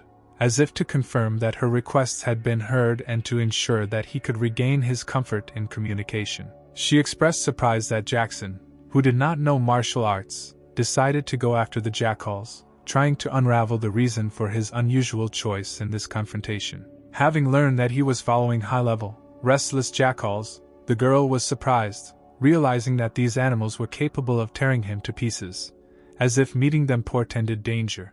The main character knew that he would not go directly against them, but he was considering options on how to deceive them. He suddenly thought that he could use the environment to his advantage to deceive the jackals. The guy asked the girl if she had a scarf, and, if she had one, asked to borrow it. Apparently this was part of Jackson's plan, as he actively teased the rhino, getting its attention and creating a dynamic interaction scenario. Naturally, this enraged the rhinoceros, and he immediately rushed in pursuit of the guy, aiming to tear him apart. At this time, Jackson was running at full speed, trying to carry out his intended plan and avoid the furious rhinoceros, on his backing hooves, in pursuit of him. However, the plan turned out to be dangerous, because right before the cliff, Jackson, in a desperate attempt to survive, grabbed a vine, avoiding the furious jackals. A few seconds later he found himself directly opposite a large pack of jackals, ready to pounce on their prey. The leader of the jackals announced that they had an unexpected guest who wanted to go to another world, and asked his subordinates to help him in this endeavor. It is unclear for what reason, but the leader gave the order to tear the rhino's bottom to pieces, emphasizing the aggressive mood of the pack. At this moment, Jackson realized that nature was truly merciless, reflecting the brutal reality of facing cruelty and the struggle for survival. Of course, the girl could not understand why she had to resort to such cruel measures, interacting with the immense power and mercilessness of nature. Surprisingly, the rhinoceros at that moment was experiencing indescribable torment, faced with mercilessness and aggression that violated his usual order. The Sokolovs showed no signs of slowing down, continuing their dirty and brutal work despite the suffering they inflicted on others. It is unclear where it came from, but a poisonous dagger suddenly appeared, threatening to add even more danger to the already tense situation. Naturally, the leader, struck by the poison, died immediately, leaving the pack without leadership and creating chaos in their endeavor. And his followers, by and large, also failed to survive, succumbing to the poison and finding themselves without protection. The girl immediately asked how the guy was able to carry out such a cunning plan and lead to such unexpected consequences for a pack of jackals. He explained that he managed to do this easily and just needed a little poison and a sharp dagger. He was only sorry that he had stained her handkerchief, but as soon as he returned home, he would immediately give her a new one, wanting to correct his small offense. The girl immediately began to admire the guy, because he showed incredible strength, having dealt with a whole flock of jackals alone. Delighted by her story, Jackson agreed to sell the jackal bezoars for his father's medicine, despite his adventures with the rhinoceros and jackals. The main character, to be honest, found himself in a slight misunderstanding at this moment, faced with an unexpected request from a girl to buy bezoars. The girl again turned to him asking for help. After a few minutes, Jackson finally decided to sell her the necessary bezoars. The main character explained his action by saying that everyone should help each other, emphasizing his own generosity and belief in the importance of mutual assistance. Jackson hoped that the doctor would not be angry, because the registration cost 100 silver, and he sold it to her for 150, expressing his hope that the deal would be understood.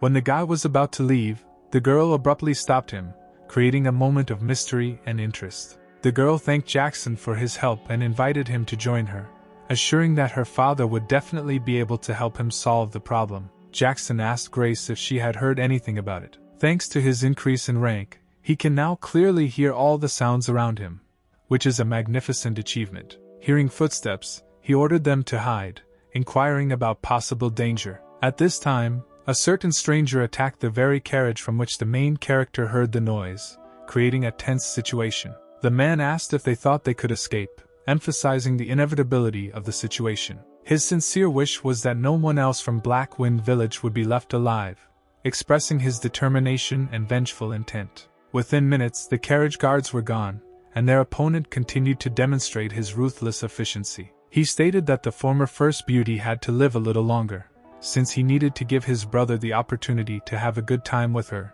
instilling an ominous threat. One of the guards warned them not to dare touch Mistress Jane, otherwise their village would never forget this man, hinting at possible consequences. Grace began to explain that these were unusual bandits, the leader of which was Alexander, already a 4th-rank cultivator, and his minions were not much weaker than him, emphasizing the seriousness of the situation. However, Alexander noticed Grace and abruptly grabbed her hand, expressing his power and control in this situation. Of course, all the men immediately had dirty thoughts about what they could do with her, emphasizing the indecentness of their intentions. In hope, Alexander immediately began to harass the girl, demonstrating his aggressiveness and shamelessness. Jackson immediately grabbed the paralyzing vial, taking decisive action in response to the threat, creating hope for a change in the situation. Throwing the vial at the man, Jackson immediately used his sword, trying to protect himself and turn the tide. As one would expect from a bottle with a paralyzing effect, everyone around was indeed motionless, living up to its name. Alexander immediately flared up with rage and began to threaten that he would make mincemeat out of the guy, expressing his anger and aggression. Jackson was not afraid at all, but, on the contrary, began to mock Alexander even more, demonstrating his confidence and mockery.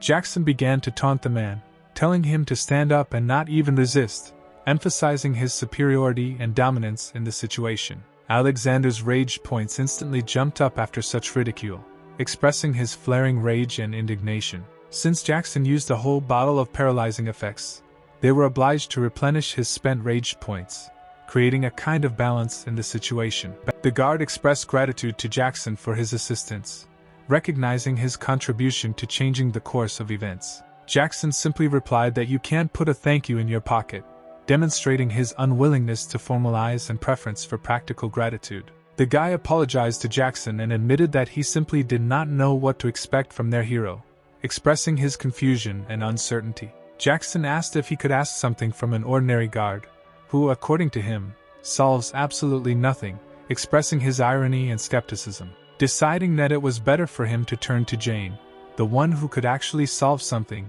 he headed in her direction, taking a more reasonable path. The guard immediately realized that this could not be allowed and began to stop the guy, showing determination to prevent a violation of order. But it was too late, because Jackson had already entered the girl, ignoring the guard's attempts to stop him. Jane began by telling the protagonist that she never thought she would meet such a hypocrite, and then asked if 10,000 silver would be enough for him to save her, expressing her displeasure and the terms of the deal.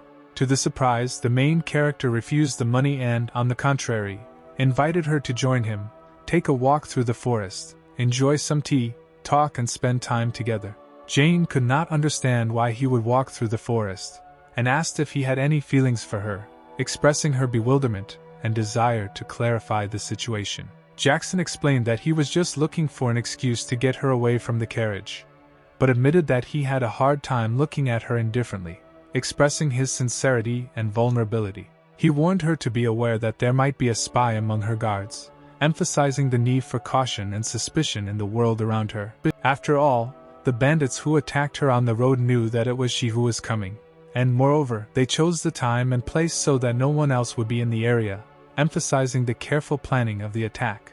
She then reached into her chest to pull out something, drawing interest and questions from Jackson. Taking out an emerald pendant, an heirloom of her family, Jane offered to present it in the city for compensation and asked what to do with the guards, revealing new aspects of the current situation. Jackson responded that this was not included in the promised 20,000, expressing his reservations about additional conditions. He advised her to state that she was going to interrogate one of the bandits, thereby provoking them to call one of their own to eliminate the alleged traitor. Jackson simply asked her not to mention that it was his idea, emphasizing that real heroes prefer not to make their achievements public until they receive a reward.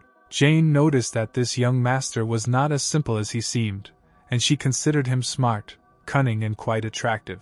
Jackson explained to Grace that they had agreed to meet Jane in the city that evening, emphasizing that here, in this area, there was no point in talking about high philosophy, since the landscapes were not conducive to this. At this time, when they had already reached the city, people immediately ran to Jane, creating fuss and excitement around her. Gray told Jackson to find her father, and she promised to join later, leaving him with this task. The main character noticed that the girl was very kind, like Buddha, and her beauty and character swept him off his feet, creating an impression and excitement. The girl worked all night, but still did not refuse patience. She was a real angel in the opinion of the guy, who admired her devotion and compassion. In the end, the main character ended up with the doctor, completing his journey to this place. Jackson said that they were both doctors, but they had radically different approaches. He paid him 100 silver and asked him to be more serious. Oscar noticed that the money was very similar to the one he gave the girl, but she claimed that she spent it on materials, creating mystery around the origin of the funds. However, he decided that he wouldn't dwell too much on it, choosing not to pay much attention to the suspicious coincidences. Jackson only asked the doctor not to say that he would reach the rank of master, emphasizing his secrecy and preference for remaining in the shadows. Oscar couldn't understand why the guy came to him if he already had an idea of what he needed, creating mystery around the purpose of the visit. Oscar confirmed that there was a faster method, but it was not simple, and invited the guy to follow him, preferring to discuss the details in a more private place. Jackson realized that there was no need to rush to conclusions about the doctor. A bad man could not have such a good daughter as Grace. When Oscar opened the closet, the main character saw strange aprons in front of him, causing him curiosity and questions. They all belonged to different people, creating a mysterious atmosphere and arousing the interest of the main character. Jackson said that the sight of naked breasts made him hard and could not understand how rags could make him aroused, expressing his bewilderment and a sarcastic tone. Oscar set his own condition. If the guy brought an apron to any of the beauties whose names were on his wall, he would help him, creating a mysterious twist in their conversation. Oscar said he knew Jackson was unemployed and asked him to simply say thank you for stepping up to help him, expressing his support and desire for recognition. Jackson immediately flared up in anger after such an incident, expressing his rage and dissatisfaction with what had happened. Jason immediately ran up to Jackson and asked where he had gone since he had barely found him, expressing concern and surprise at his disappearance. Jason reminded that from this day on, the main character will study at the academy. He must not be late.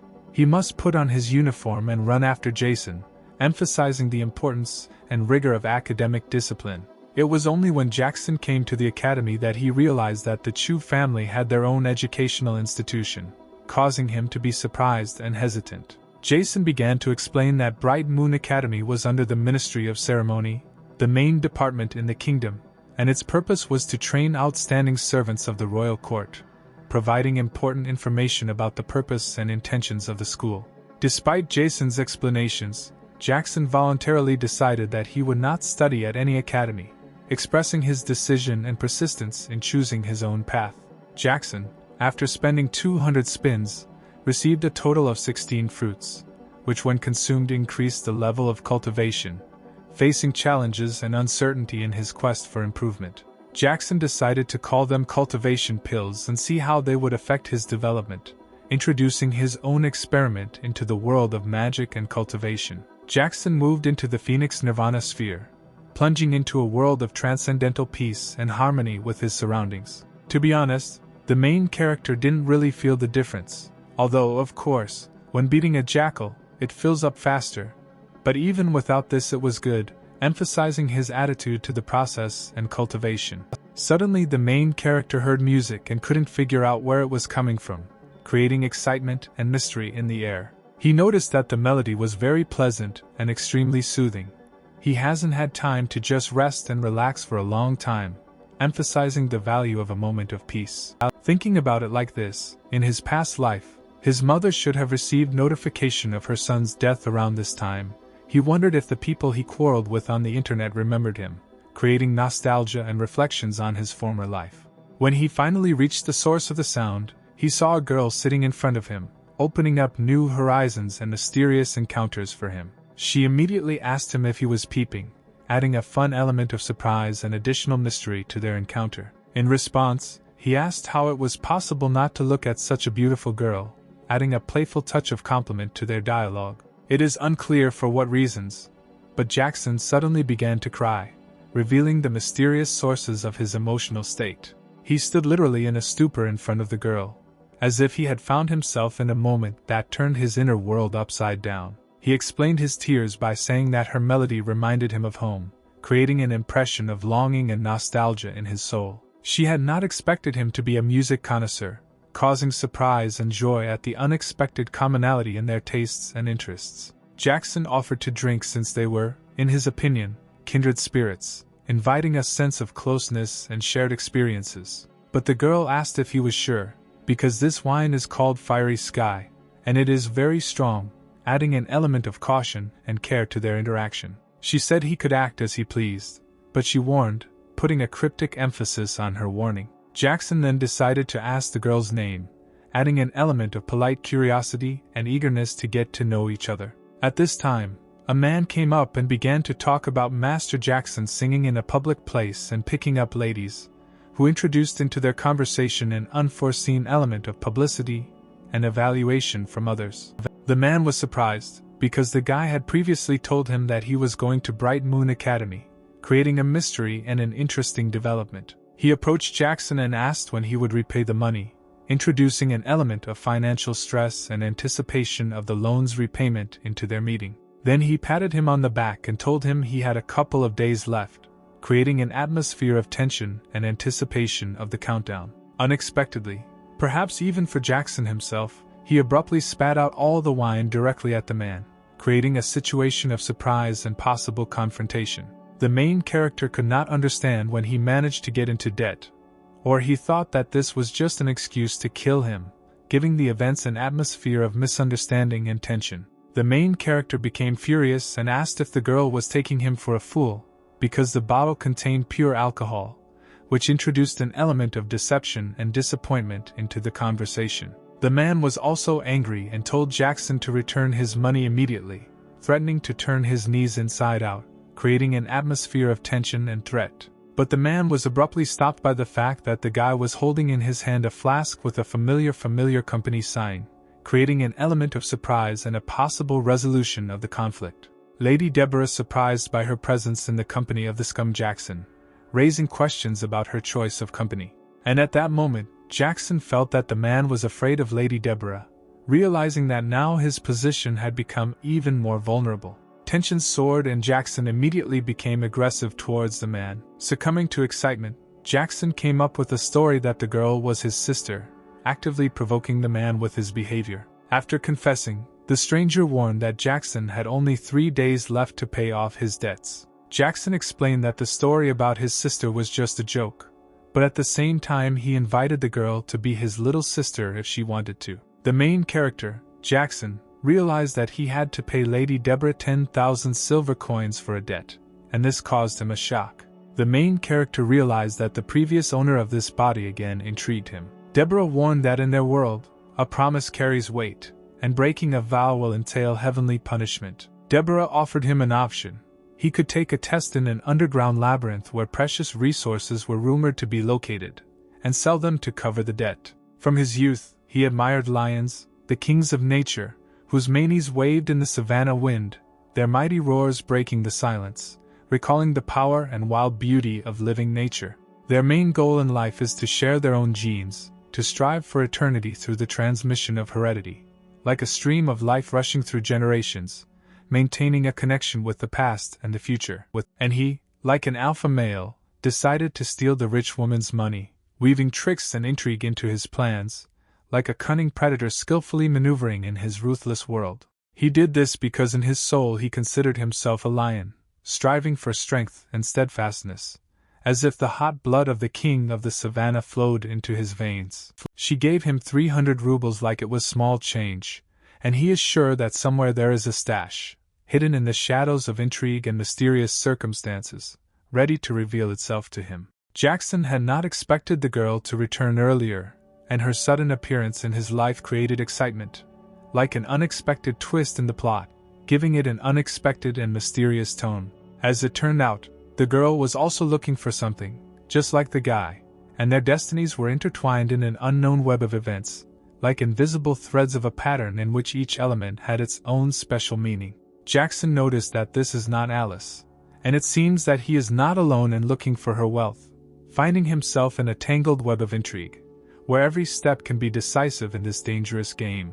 After a moment, he finally realized that this was her friend, and doubts about her devotion flashed through his thoughts. Suddenly the girl caught a sound, suspicion sparkled in her eyes, and she resolutely began to attack. The next moment, Jackson was thrown back, and in a split second he flew several meters, as if a leaf had been blown aside by the wind. Feeling the power of the blow, Jackson realized that a few more such force impacts, and he would meet with the other world again. The protagonist turned to the system with a request to activate the pleasure ball of a rich woman. The girl laughed at him. Since the second rank tried to prevent her attack, she decided to figure out who was hiding behind this mask. Then, approaching him, she decisively took off his mask, revealing his true face. Seeing his face, she instantly recognized his identity, revealing a secret that had long been hidden in their meetings and encounters. However, Jackson did not show any nervousness at this moment. On the contrary, he shouted the word surprise with enthusiasm, creating a mysterious atmosphere. Instantly grabbing her arm, he stated that the best way to counter ranged opponents was to engage in melee combat. Immediately he began to ring her, not allowing her to move, trying to control the situation in his favor. The guy's luck was added to by the awareness of his opponent. He was clearly delighted, having managed to grab her breast during the struggle. The girl, unable to bear it, confessed and asked to let him go. But Jackson was not going to listen, and surprisingly did not let her go. In some incomprehensible way, a huge hole formed around them, mysteriously calling on unknown forces. Jackson realized he was lucky with the pleasure ball. Without it, he would have already turned out to be a scattered pile of ashes. The hole affected him so strongly. In addition, he successfully increased his rank, adding another merit to his victory over the hole. She radiated clear signs of her last strength, and a bright flame faded in her eyes, extinguished under the influence of a merciless struggle and fatigue. Suddenly, the main character noticed that the girl had passed out, and a lack of consciousness flashed in her eyes. The girl was already begging to let him go, because she could not withstand further tension. Promising to let her go, he set a condition that she must answer his question before he frees her. Jackson suggested that they divide the spoils equally, and, smiling intriguingly, asked what she was really looking for in this fight. She admitted that she was looking for the accounting book, and at that moment she could not understand how the second rank survived her attacks so easily. Promising to let her go afterwards, Jackson offered to divide the loot equally after learning that she was looking for the ledger. But given his position in the family, he realized that he did not know exactly where it was. Flushing with rage, Jackson couldn't fathom how they could work as a team if they didn't trust him. Maybe not now, but in the near future, he will take a prominent place in the family, and then she will return with an offer of cooperation. Deciding that if she was so aware of his position in the family, she probably knew that he wanted Alice, Jackson asked her for help. The friend flared with rage since he, it turns out, actually assumed that she would agree to break the trust of her best friend for his sake. Ultimately, she nevertheless decided to help the guy, emphasizing that when he took at least some position in the family, he would thank her with support. Jackson discovered a strange thing. At first he thought that he had broken his shoulder, but in fact he discovered some kind of hieroglyph mysteriously looming on his skin. The main character did not have to worry, because this symbol is visible only to him. Having made his way to the third rank, a new function called an air storm became available to him. Jackson couldn't understand why she couldn't look attractive considering she was just a hologram. Girls, even in the guise of a program, turn out to be somewhat paradoxical creatures.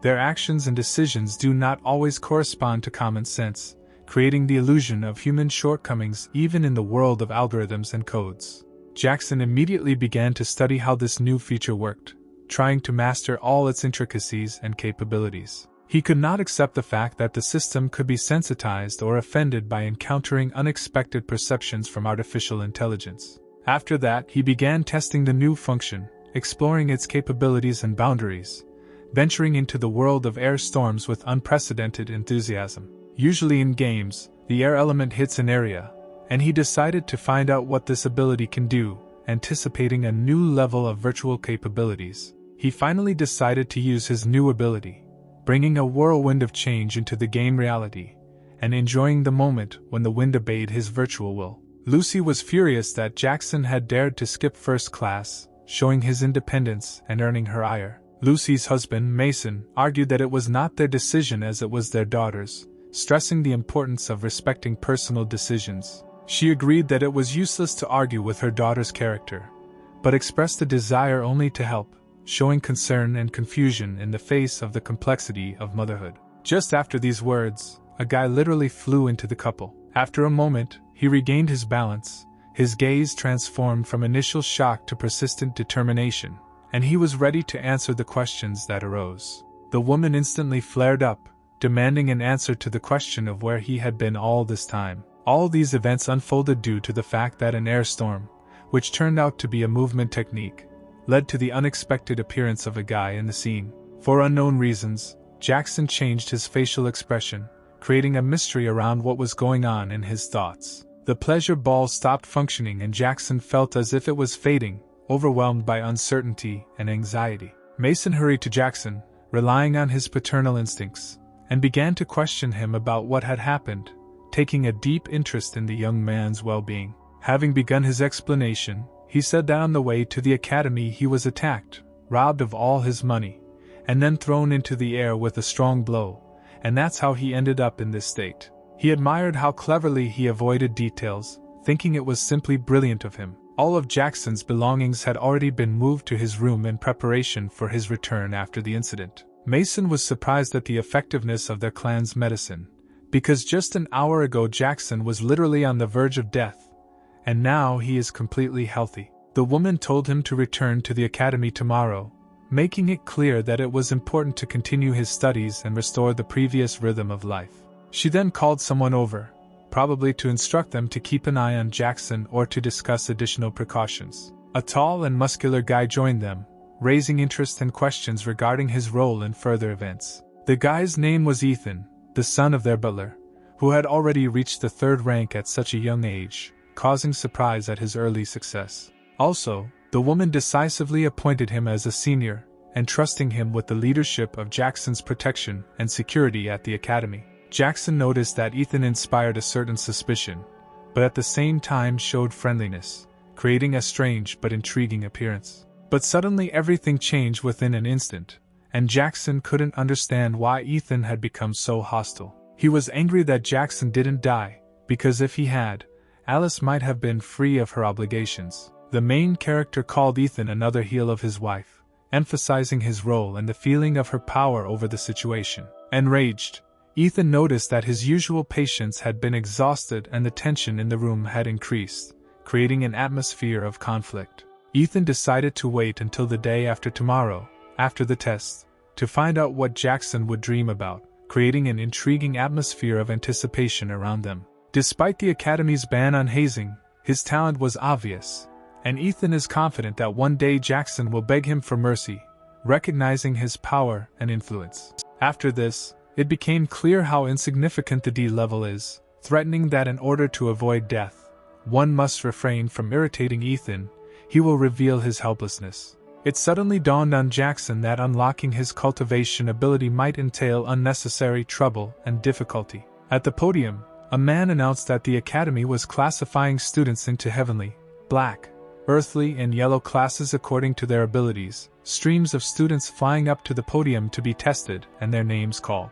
The first guy called was an extremely confident young man who asked everyone to refrain from crying after they saw his amazing talent. Of course, Ethan couldn't believe that this guy had an A level, because in the Duke's world, only a few people had such a high level of talent. The teenager prepared for the upcoming test, mustering determination and tension, ready to prove his exceptionality in front of the eyes of the evaluators. Silence enveloped everyone present, waiting for what would happen next. All eyes were fixed on the guy, ready to reveal his talent in front of an attentive audience. Ethan came after the guy, declaring that he would show Jackson real talent. Perhaps now he looks at him as the son of a palace family, but after descending from the podium, Ethan will find himself in a place where Jackson cannot even reach by raising his head.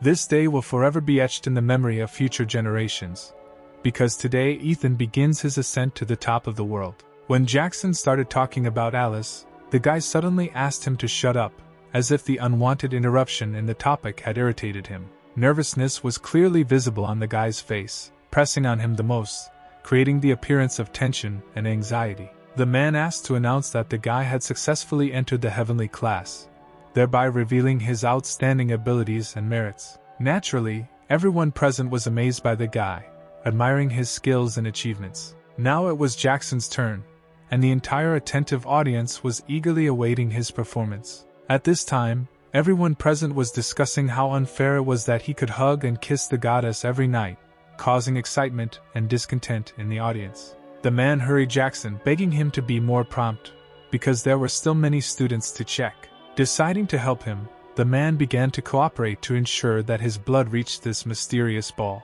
After hearing about Ethan from the women, she did not show any undue surprise and only asked to teach him more diligently, emphasizing the importance of his training. She could not understand why she was forced to appear, because the rules did not always have to be followed, and she felt strange in this requirement. It is unclear why something unexpected happened, and this mysterious event remained shrouded in mystery. It turned out that when the sphere touched Jackson's blood, it suddenly burst, causing an unexpected effect and shock in the audience. The man could not believe what was happening, because this was only possible with legendary talent, and legendary talents were considered something outstanding, missing for more than 100 years. The man announced to Jackson that he was successfully passing into the yellow class, and students with steel skills would simply take the test with a new sphere. Who would have thought that the sphere would burst? It's lucky that he came across an incompetent teacher. He would have guessed that something was wrong. The woman asked Jackson to call him into the office, asking cryptic questions that hovered in the air, filling the moment with mysterious anticipation. At that moment, when the main character was heading towards the office, someone suddenly stopped him, creating tension and mystery in the air. Ethan warned Jackson slightly threateningly that any attempt to discredit Alice would not be without consequences, telling him to be careful with his words. The guy was a little surprised that the rector chose to meet with Jackson rather than with him, causing him some bewilderment and uncertainty. He was only told to wait until the rector had free time, and then she would call him, leaving the guy waiting and mysterious. It is clear that after this the guy flared up with anger, irritation and dissatisfaction. In a fit of anger, the guy promised that in the end the family would become his, expressing determination and desire for change. Jackson was informed that the rector was waiting for him inside and asked to pass, filling the moment with anticipation and mystery. He couldn't understand why she called him alone, and doubts flashed through his mind whether this was something he should be happy about or not. Julia greeted Jackson, establishing a warm atmosphere and starting the conversation with kind words. From this he concluded that the situation seemed to be promising, hoping for positive prospects. For some unknown reason, Julia suddenly slapped Jackson, creating a mysterious turn of events and shock in the audience. She explained her action by the fact that he allegedly looked at her lustfully. The explanation added piquancy to the situation. The last person who looked at her like that ended up in the hospital almost immediately, hinting that she did not tolerate even a hint of inappropriate behavior. However, Jackson apparently didn't get the hint and continued to violate boundaries further by gazing lustfully at the woman, ignoring the warning and causing resentment. She, being angry, asked if she should rein him in right on the spot, expressing her intense displeasure and irritation. Then he realized that even if he took advantage of this fear of pleasure with a rich woman, his fate would still hang in the balance. Suddenly there was a drastic turn of events, and the protagonist announced that his sister's outfit gave her away as it was an outfit out of this world. She announced that she discovered it in the dungeon, thinking it was stylish, and decided to take it, creating a sudden twist and mystery around the event. Jackson couldn't figure out which dungeon she was talking about, sensing a vague misunderstanding and confusion surrounding her statement. In this world, few people know about other dimensions, so it is possible that they are unknowingly connected to a parallel world, causing mystery and misunderstanding. With his current strength, any exploration of the dungeon is doomed to failure. In such conditions he will be forced to concentrate not on exploration, but on survival. Jackson inquired about what she was trying to achieve by asking about her goals and intentions. She explained that she simply wanted to confirm her hunch, expressing a desire to make sure that her assumptions or intuitions were correct. When Julia bit his finger, she asked him not to scream so loudly, claiming it was just a small amount of blood. She was not surprised, because she always knew that nothing happens to Vera by chance. She only confirmed that he truly has a legendary talent. Jackson assumed that after she found out about his talent, she might now try to kill him by creating tension and fear in his mind. While the blood of a person with legendary talent can greatly help in the development of others, such as supporting Alice, they may not even be a real couple, adding complexity to their relationship.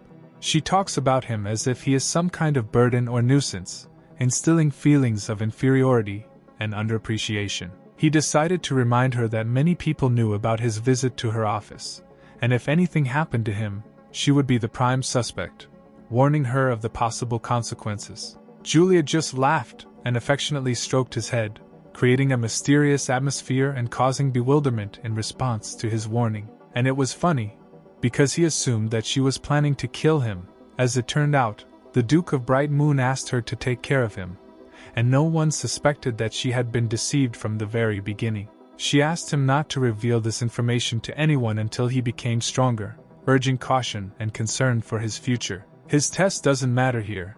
He asked if she was only helping him because he was handsome and she liked him, raising the question of her true motives. It was not clear to him why she didn't like him, because he considered himself handsome, causing him bewilderment and disappointment in his attractiveness. He was glad that now even the rector had his back, and this meant that he could do almost anything he wanted at this academy, giving him a feeling of power and freedom. Suddenly hearing screams from afar, he thought that even here there were bullies, filling the moment with bewilderment and anxiety. As it turned out, one of the guys advised the other that it would be better if he gave the money earlier, since they were classmates, and he did not want to beat him too much. In the end, they did not deceive and extort, and he paid him.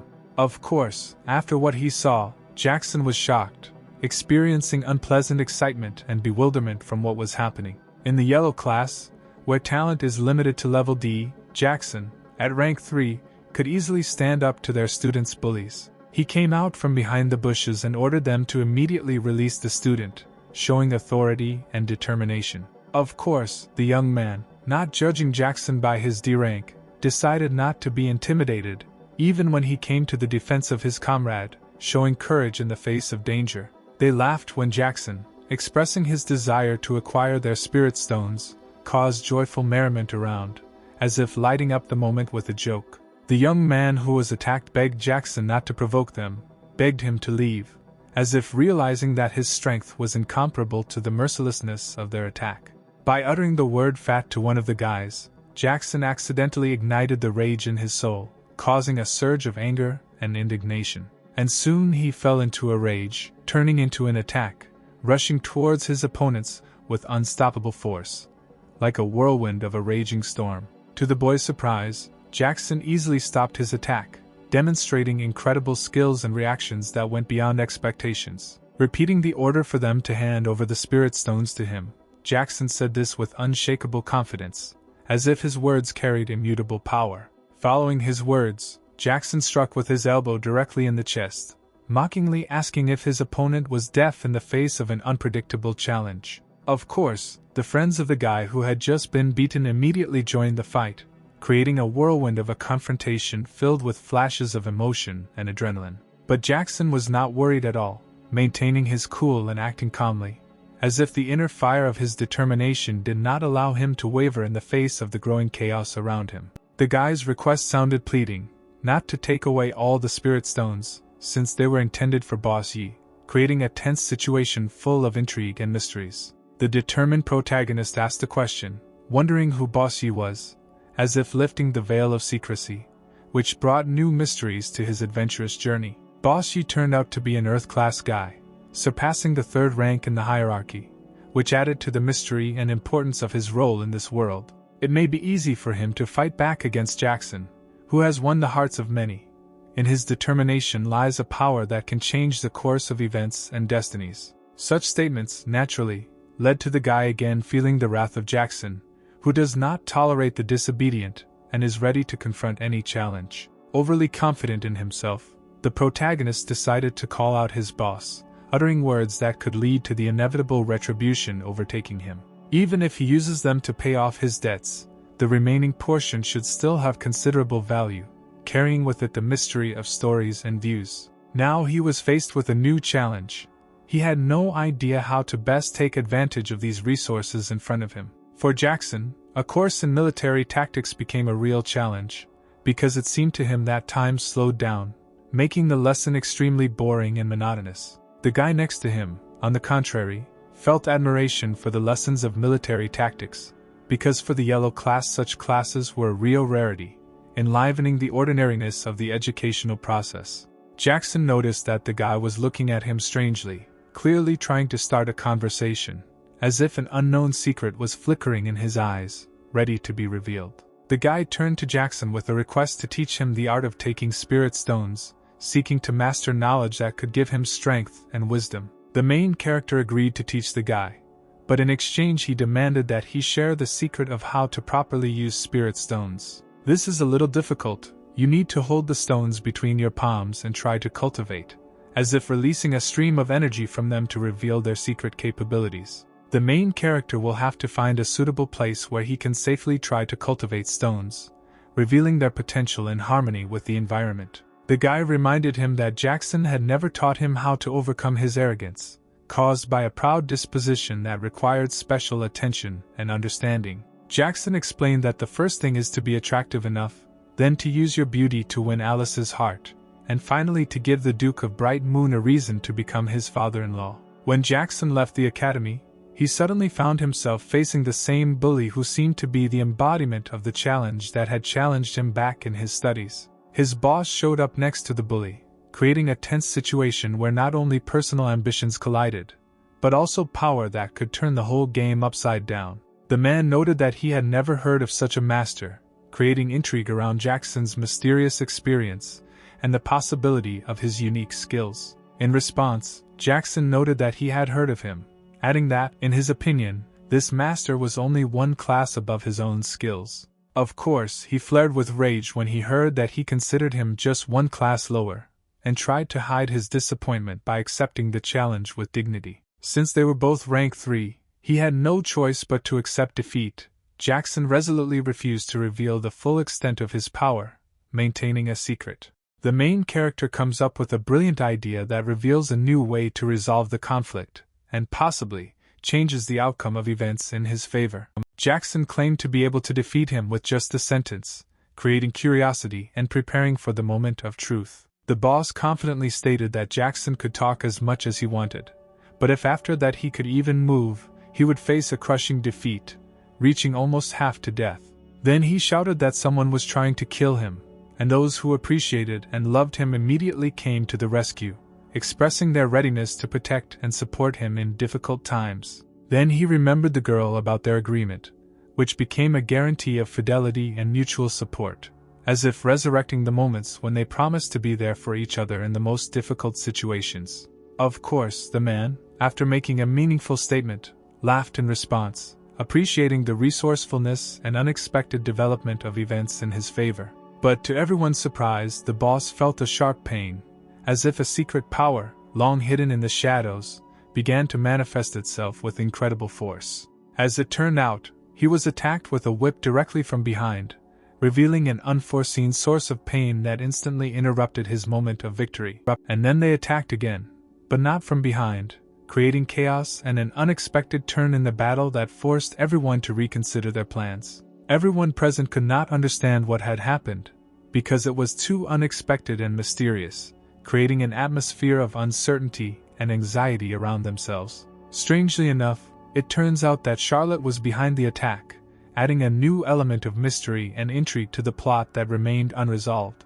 And yet Jackson was right, because with one sentence he attracted three beauties, placing pieces on a chessboard of struggle for power and attention. Charlotte simply asked how he was not ashamed to call for help, raising the issue of pride and values that could be jeopardized by his actions. He admitted that, planning to use hidden weapons to attack, they anticipated his intentions and arrived early, disrupting his plans and adding a new dynamic to the conflict. The girl explained that she was forced, and in a normal situation she would never have supported him, revealing the complexities and external influences behind her decision. The teacher rushed over when he heard the noise and asked what was going on, introducing an element of unpredictability and suspense into the plot. Grace announced that this was a disciplined teacher known to dislike students who create disturbances, adding an element of tension and possible consequences. The bully immediately ran to the teacher with a request to restore justice, introducing a new turn of events and raising the issue of punishment and the concept of justice in their world. He began to explain that a freshman in the yellow class, Jackson, was taking aggressive actions against others, causing concern and questioning his behavior. The main character began to explain that there were many witnesses who could confirm that he was not the first to start the aggression, introducing new aspects and evidence into the investigation. Here, abruptly and unexpectedly for everyone, the girl announced that it was she who beat Jackson, introducing a twist in the plot that turned the idea of the causes of the conflict upside down. All the guys around were annoyed that the three beauties were showing interest in Jackson, creating an atmosphere of jealousy and competition in the world of student relationships. The teacher asked the bully whether Deborah had actually attacked Jackson, introducing an element of doubt and emphasizing the importance of accurately understanding what was happening. He began to say that Jackson was the first to provoke the conflict, after which the three girls attacked the boss, highlighting a different perspective on the situation and raising questions about the roots of the conflict. The main character began to say that every woman is obliged to protect a handsome man, and of course, they will protect him. If someone doesn't like it, they should contact the rector, emphasizing their position and readiness to defend their beliefs. The teacher somehow decided that the bully was to blame and hit him hard, creating a shocking turn of events and raising questions about the fairness of the teacher's actions. Of course, Jackson did not expect such a development of events and was slightly in shock, encountering unexpected violence from a teacher for the first time. He began to explain that Deborah was one of the few rank 5 experts in their academy, and if she beat someone, then it was undoubtedly not her fault, bringing a new aspect to the situation and raising doubts about the teacher's approach. If the bully had also reached rank 5, his treatment would be favorable, in accordance with the rules of Bright Moon Academy, where strength is considered a virtue. If you break the rules, you must be punished 800 laps around the field, highlighting the strictness and uncompromising nature of discipline at their academy. When the teacher finished, he declared that everyone could return to their activities, creating relief from a tense moment and returning balance to their routine. Charlotte reported that the teacher's blows were 10 times stronger than her whip, noting that Jackson was truly unlucky to face such punishment. Charlotte couldn't understand why Deborah and Grace were so openly supportive of Jackson, adding mystery to their relationship and raising questions about hidden motives. Jackson announced that they had known Grace for a long time, and Deborah was her sister's friend, which quite naturally explained their willingness to protect him, clarifying the connections and friendships that had developed over time.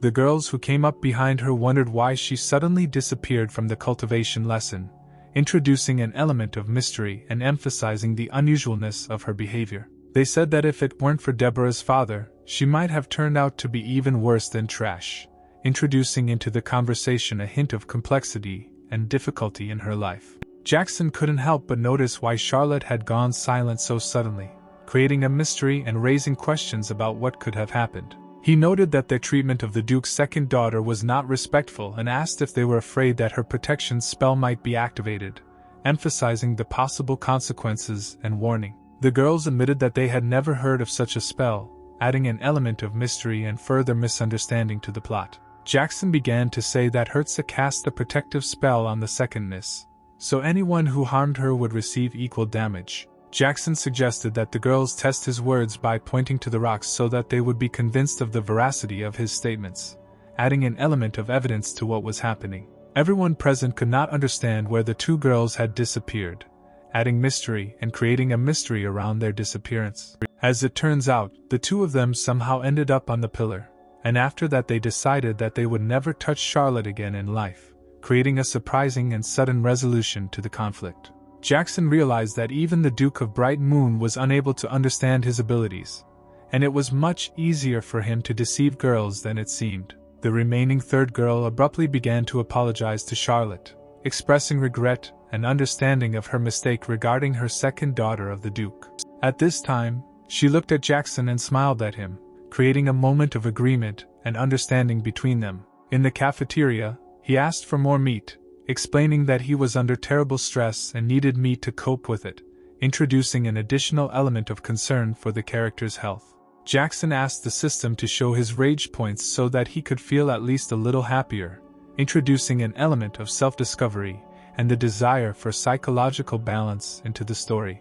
Jackson, disappointed with the lottery, decided to at least try to use the Spirit Stone, introducing an element of mysticism and a possible turn of events. The main character began to do exactly as the guy who took up the use of the Spirit Stone told him, describing the process and adding intrigue to the character's actions. But when he didn't succeed at all, he became furious and couldn't understand why nothing was happening, introducing an element of frustration and tension into the plot. The program began to explain that cultivation methods are different, and cultivating the Nirvana Phoenix Sutra requires being beaten, adding an unexpected aspect to the world of magic and training. And just at this moment, Charlotte approached the guy, offered her support or commented on the current situation, adding even more interest to the scene. And then she completely announced that she would treat him and decided to talk and find out everything. Charlotte breathlessly asked Jackson if he could try eating more slowly, as if time had slowed down, waiting for an answer that hung in the air. The girl shook her head with displeasure, seeing how the guy was eating. Her expression indicated that his manner of eating caused her slight irritation. The girl, with a somewhat embarrassed smile, admitted that she was a little ashamed to express this, but she sincerely thanked the guy for his help today. In the shadow of the sparkling genius of her sister, Alice, the girl felt the shadow of comparisons that were always made with her, and therefore they laughed at her merrily, as at children's jokes. Speechless before the laughter, she is powerless to respond because deep down she truly feels less gifted compared to her brilliant sister, and words are lost. Jackson, feeling her pain, said that it was probably difficult for her and asked her to relax, reminding her that now they were together and would laugh at him, because he was worse than her. Besides that, everyone has their own strengths, and perhaps her true advantage is not cultivation, which adds variety to their relationship. Charlotte was curious to find out what her own strength was. It was at this point that she began to understand that everyone carries something unique and valuable within them. The guy was noticeably embarrassed, because he had known her only for a short time, and it was inconvenient for him to immediately highlight all her strengths, like a puzzle that was just beginning to take shape. From the experience it came out that her strength lies in her long legs, an attempt to find inner beauty in a world of excitement and first meetings. Charlotte turned to Jackson with a request to look at something, as if the spark of interest in her eyes opened up new horizons and promises. A surprisingly strange situation arose between them, as if the invisible threads of fate were supporting the fabric, and they found themselves in an unusual but attractive interaction. Jackson was delighted, collecting a lot of rage points, and decided that he should include the girl in his adventures more often, as if she had become an integral part of him. Liam, the same man who extorted money from the guy, asked how his debt was going. The main character admitted that he had no money and asked to take spirit stones as payment, as if offering something more valuable and mysterious in exchange for material things. The man, frankly nervous, understood that the head of the sect was trying to take his life, and not just take the money, as if a dark whirlwind of fate was rising around him. The man reported that he had paid the principal but not the interest, realizing that he would now have to pay with his life for the unpaid interest, like a dark debt with deadly consequences. A few seconds later, thoughts burst into the man's head, like a swarm of questions and doubts flying at him, creating internal noise and disorder. It turned out that it was Charlotte, who, realizing what she had done, asked if this would be enough to pay off the debt in the form of interest, as if she were trying to restore the balance. The man asked Charlotte why she didn't ask why Jackson owed money, as if trying to uncover secrets that could change the picture of what was happening. The man handed Jackson some piece of paper, as if trying to reveal a new chapter of this complicated story in the ink handwriting of mysterious events. Having received the piece of paper from the man, Jackson instantly tore it up, as if trying to avoid revealing a secret that could affect his fate. Jackson's action, instantly tearing the paper, aroused the man's wariness, for grinding paper into dust is not an ordinary art. Now he had to report this to the head of the sect. But the main character abruptly stopped him and asked who said that he was allowed to leave, as if creating an atmosphere of mystery and unknown threats around himself. The guy defiantly collapsed to the floor and began screaming, accusing the Plum Blossom sect of attempting to rob the academy, as if trying to draw attention to the intriguing scene. The man, naturally, immediately became alarmed, because all these words seemed to be a lie, in his opinion, as if a fog had covered the true incident. Of course, the disciplined teacher immediately came running to them, the embodiment of order and responsibility, ready to restore peace to chaos. Jackson began to complain to the teacher, claiming that the man had stolen the stones from him, as if trying to use the power of authority to restore justice. Liam immediately began to apologize to the teacher, claiming that it was all a misunderstanding, trying to defuse the tension and avoid unpleasant consequences. Charlotte also got into the game, supporting Jackson, creating a united front in defense of her interests and truthfulness. Of course, the man in such a situation immediately became alarmed, because he did not know what to do, as if he was at a dead end in front of an unpredictable situation. And then he finally realized who was behind the attempt to frame him, and with a threat in his voice he promised the guy that his days were numbered. Well, of course, the teacher did not allow him to carry out the threat, and in response he instantly collapsed to the floor, as if under the influence of an invisible force of discipline. Jackson told him to be grateful for this lesson and strongly suggested that it was time to stop robbing others, as if emphasizing the importance of self-discovery and change in one's life. When a man became too aggressive, the teacher was ready to intervene, like a law enforcement officer, ready to prevent possible violence and maintain calm. The teacher, nevertheless, decided to calm the situation and began to act like an experienced mediator, trying to restore balance and lead to calm. Then an explosion sounded around the man, as if a whirlwind of unexpected events swirled around him, leaving mysterious traces and questions in the air. Also, in addition to all of the above, the man had some problems with his legs, as if misfortune had overtaken him from all sides at once, creating a dark cloud of adversity. The teacher stated that he did not care what the Plum Blossom sect was doing outside, but emphasized that bullying his students was absolutely unacceptable, as if asserting his defense in the face of lawlessness. Of course, the main character was happy, because now he didn't even have to strain. The teacher took over the protection, like a savior who came at a difficult moment. The teacher picked up some secret technique and began to use it, as if opening the gate to unknown methods of restoring order and control. Then the bags of stones began to rise in their own way, as if embodying a mysterious power and influence that no one had previously known about. He asked the main character if the man had stolen anything except spirit stones and money, as if hoping for an honest answer in a situation full of mysteries. After the man objected, the teacher asked if he needed to use physical force again, as if to emphasize that the decision lay in the hands of the interlocutor. But he explained that the spirit stones were theirs, and the money his own, as if trying to restore balance in the blurred world of relationships and interests. Jackson began to taunt the man, declaring that their family had no use for his measly few silvers, as if swaying the balance of power and influence in his favor. The teacher completely trusted Jackson's words and was ready to take action against the man, as if he had become the guardian of justice in this complicated story. In conclusion, he emphasized that the Plum Blossom sect would never let Jackson go, as if challenging the future shadows that could lie in wait for him ahead. On a wave of emotion, the main character announced that this time he was hosting and invited Charlotte to join him, as if creating a new twist in the plot and anticipating unexpected events. Suddenly, a strange man appeared behind the couple and said that in 2 days Jackson would not have time to eat, hinting at inevitable changes in their future. Charlotte reveals that it is a young craftsman, Noah, who is the main competitor in their family's weapons industry, introducing a new element of rivalry and tension into the plot. The guy argued that the term competitor was used incorrectly. Their spiritual factory was out of order, and the family was doomed, highlighting the inevitable changes and the plight of their family. He stated that he would kill for his family in a family competition, that both sisters would marry him, adding an element of tension and determination to the family dynamic. Jackson asked if he realized that brash people like him usually end badly, emphasizing the inevitability of retribution for those who take overt action.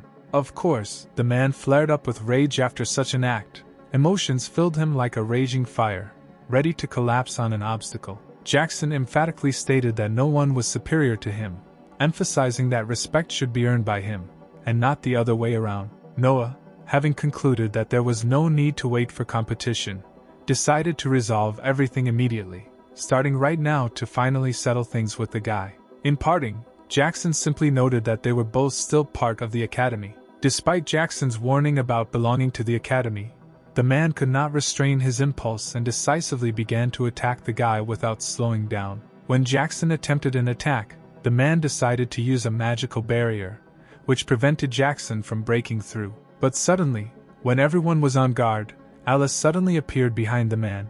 Her appearance added even more mystery and uncertainty to the situation, causing everyone to freeze. A moment later, she instantly struck him, demonstrating her unexpected strength and agility in this tense confrontation. Despite this, Noah was still able to stand on his feet, showing extraordinary endurance and determination in the fight. Of course, Charlotte was glad that her sister was back, and her face shone brightly with a smile of joy and relief. She considered him the fourth guy, but he suddenly rose to fifth place as the unexpected hero in her story. He stated that her talent had always stood out in family rivalries, but now that she had reached level 5, he had taken away her advantage, turning family battles into equal duels. Finally, he only said that today he would save his husband's life. In addition, he decided to emphasize that she should prepare herself because she would end up begging him to marry her. Jackson immediately began to explain that he allegedly tried to kill him, although he himself did nothing of the kind.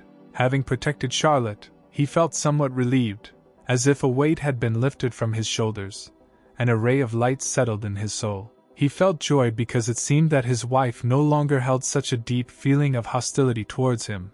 This brought him indescribable comfort. Suddenly it turned out that Alice happened to be nearby and came to return home with them. Naturally, the main character found himself in complete darkness regarding this family competition, not having the slightest idea what games were being played in his absence. Charlotte suggested that Alice be sure to give him a lesson during the family competition. In the end, Jackson decided not to remain in the dark and actively inquired about what the family competition was about, trying to reveal all its secrets and nuances.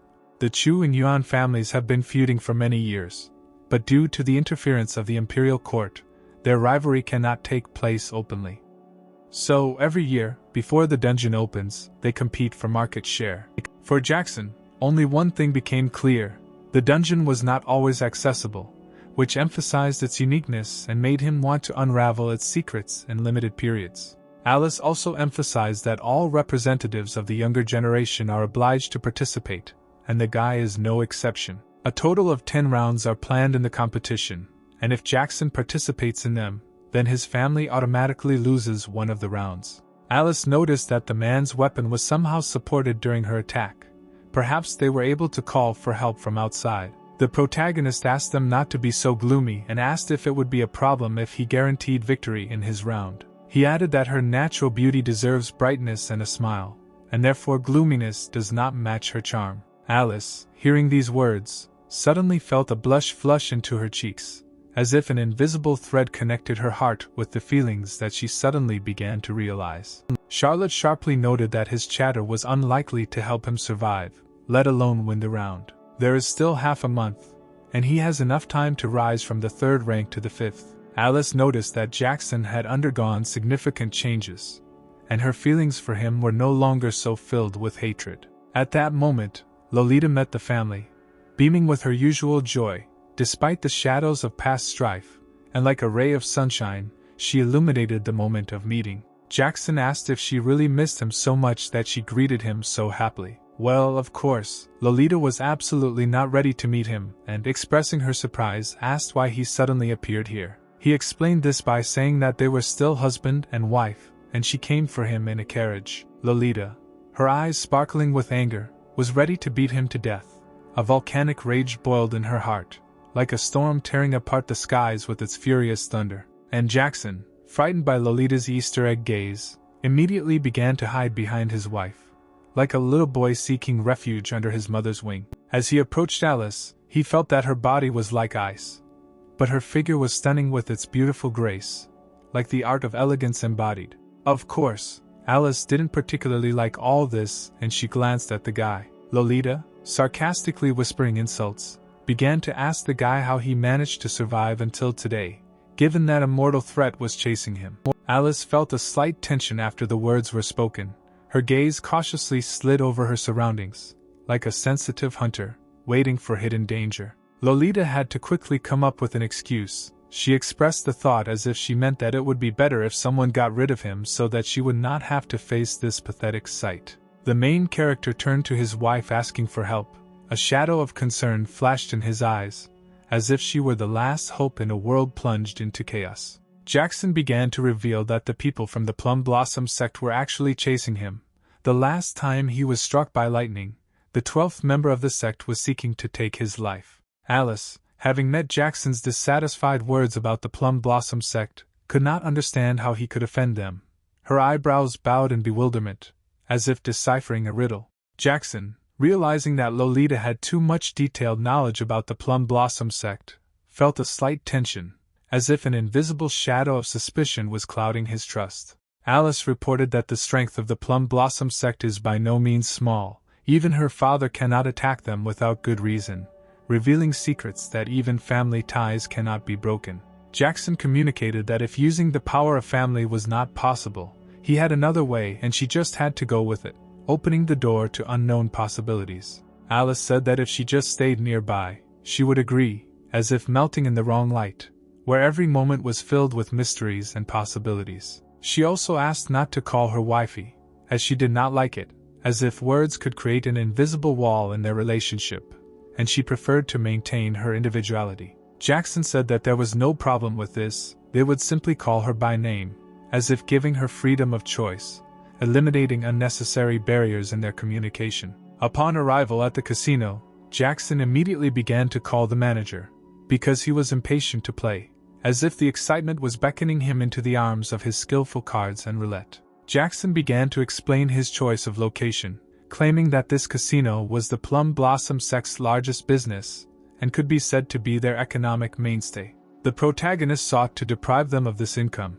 as if intending to strike at the financial pillar of the Plum Blossom sect and destroy their fragile stability. All those present immediately began to discuss the new guests, as if a whirlwind of conversation was spinning around them, revealing the mysterious threads of their arrival. Alice began to say that her family despises gamblers, and if he loses everything, then she will not help him, as if warning him against losing not only his money, but also her support.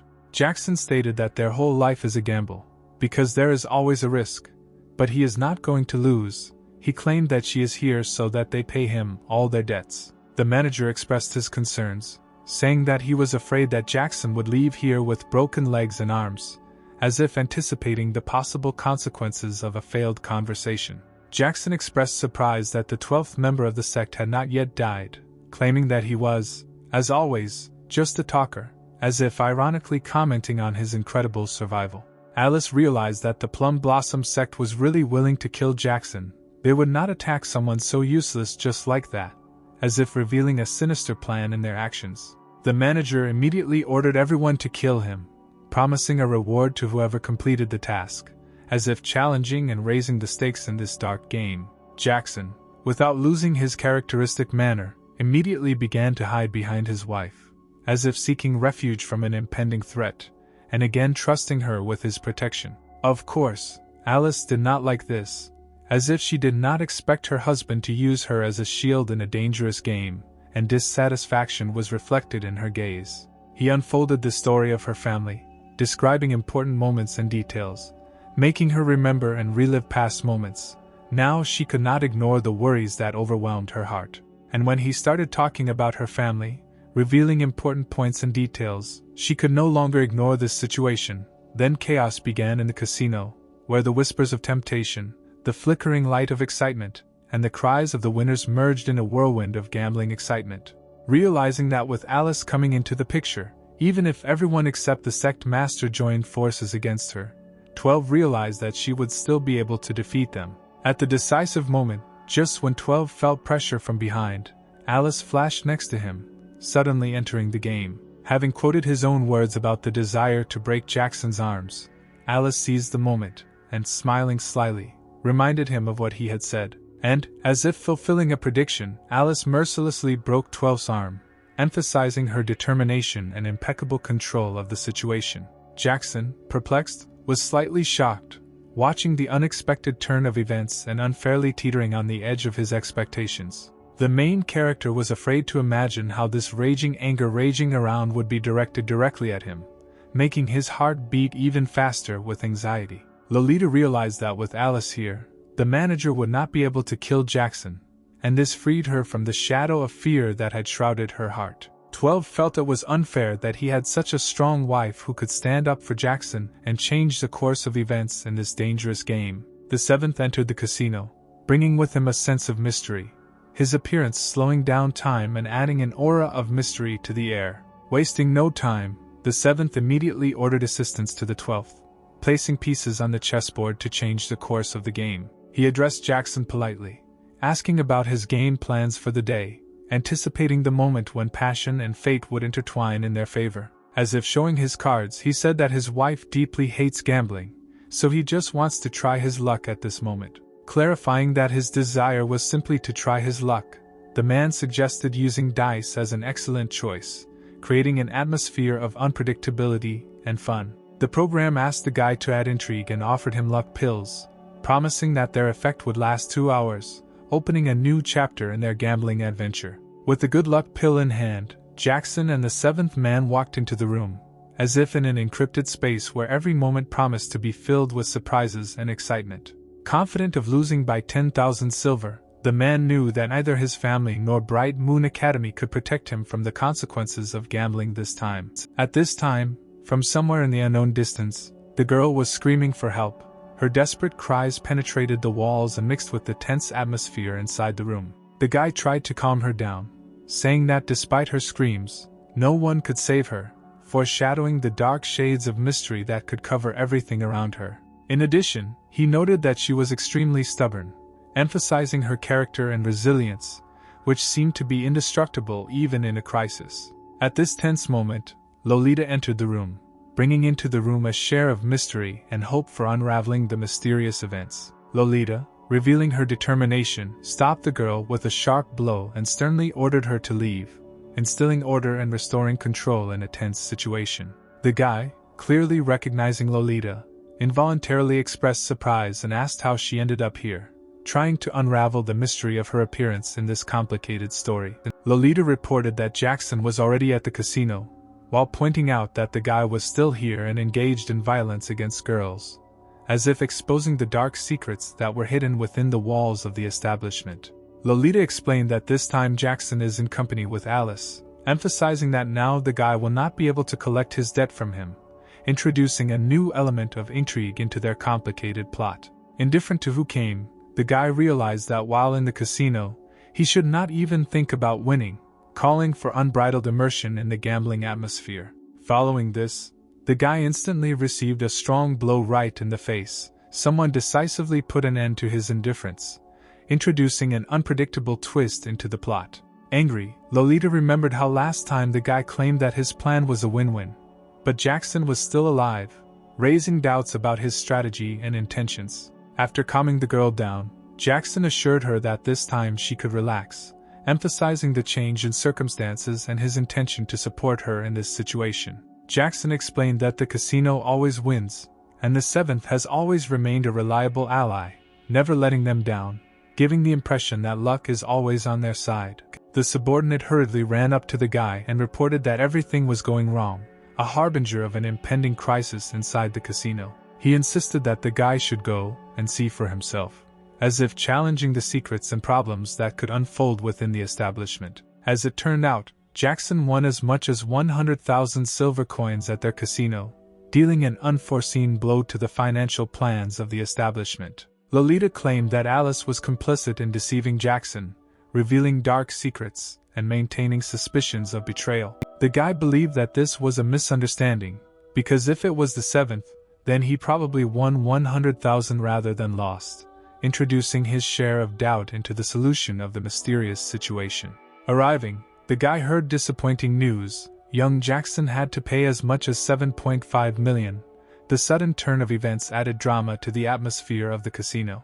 Instantly, the guy almost fainted upon hearing about the unexpected amount, the financial pressure dealing a heavy blow to his consciousness. Of course, the furor caused by this unexpected news immediately gathered many people around the guy, creating a center of attention and anxiety in the casino. In addition to everything, the main character also mocked them, declaring that all this was boring and uninteresting, giving the situation a shade of defiant indifference and sarcasm. Jackson declared that enough was enough for today, demanding payment and emphasizing his determination to end the situation. After refusing to pay Jackson, the man regretted it, realizing the possible consequences and shedding light on his own mistakes.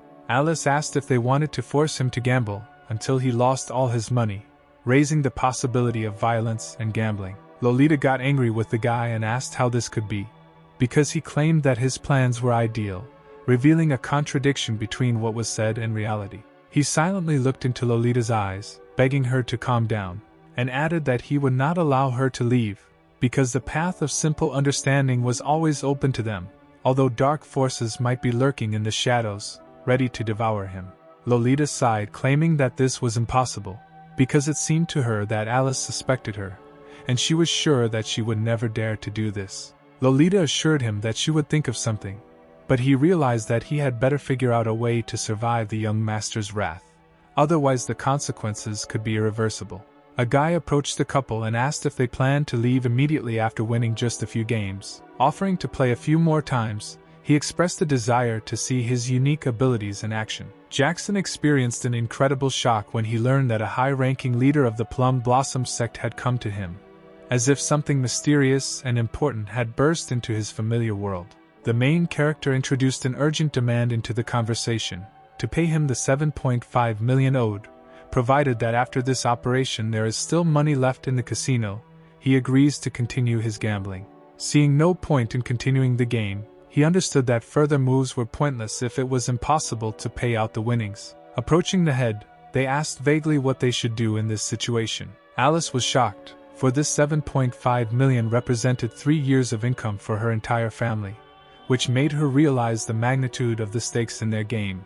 The head, losing patience, suddenly grabbed the man by the neck, expressing his indignation and determination in this tense moment. Alice and Jackson, succumbing to curiosity, eagerly awaited how the further course of events would unfold after the leader grabbed the man by the neck. The leader, expressing a clear intention, was ready to take extreme measures without hesitation and kill the man right on the spot. He explained that the seventh used the name of their sect, but was not a member of it, violating the sacred principles and becoming a traitor to the Plum Blossom sect. This implied that the debt was now a matter between the guy and the seventh, and if he wanted to get his money, he would have to extort it directly without linking the casino to it. Jackson, in bewilderment, could not understand what kind of circus this man had organized here. The head noted that the casino always pays its debts, but warned that if someone decides to act dishonestly, the consequences will not be for her, but for that person. Jackson boldly announced that he would soon open courses outside the casino,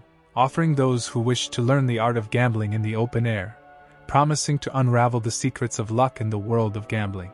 Of course, excitement filled everyone's hearts when Jackson announced the opening of the courses. Everyone admired the idea and looked forward to future moments of learning to gamble under his wise guidance. Suddenly a strong man appeared, breaking through the crowd, and with visible determination, announced that he had been informed that there was trouble in this place, disturbing public order. Without wasting any time, he clearly warned them that under his strict supervision it would be impossible to create anxiety. The foreshadowing of the consequences was immediately in the air. The leader instantly felt fear as he looked at the general, whose imposing figure filled his heart with anxiety. Jackson, with an ironic smile, dubbed the general a tin can and, without hiding his amazement, asked who he really was. The general flared up in anger upon hearing these words, his inner fire flaring up, creating an atmosphere of unshakable rage around him. Stating that he needed help to detain this man, the general turned to those around him with a request to intervene in the situation. According to the law, those who extort other people's property are punishable by imprisonment for a term of 3 to 10 years. In more serious cases, possible imprisonment for a longer period is provided. Jackson couldn't help but notice that these laws sounded surprisingly familiar, like echoes of legal norms with which he had already dealt in the past. The guy asked a logical question.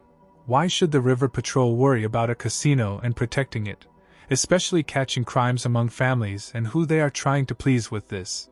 At this moment his gaze went to his wife. Alice categorically informed the general that events in the city were beyond the scope of his authority, emphasizing the inviolability of power and the competence of local authorities. The Bright Moon Duchy should be ruled by a duke, and family interference in these matters violates established law and order. Alice firmly stated that she would immediately discuss this issue with the duke, while simultaneously ordering her not to interfere in the life of her family, and sternly warning against possible punishments. Then, with sudden energy, Alice stripped her subordinates of all their swords, thereby regaining control and asserting her power. Jackson stated that the question of his activities, whether honest or dishonest, would be decided by the Duke as a result of a thorough investigation. Jackson mockingly asked the general if he could also be investigated for bribery and acts outside his authority, clearly hinting at possible contradictions in his activities. The leader announced that it was just a small gambling debt,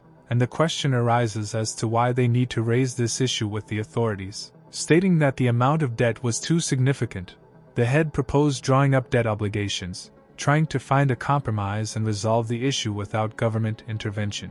Jackson felt that he was unable to understand what the point of all this was, since all these intrigues and debt obligations seemed useless and hopeless to him. When the head will pay, and how he will pay, even if he pays, all this can be solved with one murder. Jackson heard about the need for bail in such situations and learned that he would have to post a $100,000 bail, adding even more complexity to an already confusing situation. Of course, after this the head flared up with anger. Naturally, after such an incident, the leader's reputation plummeted, infected with indignation and doubts about his leadership qualities. Alice noted that given the amount of money he had taken and the fact that he had been forced to write a promissory note, maintaining the illusion of a prosperous future would now become extremely difficult.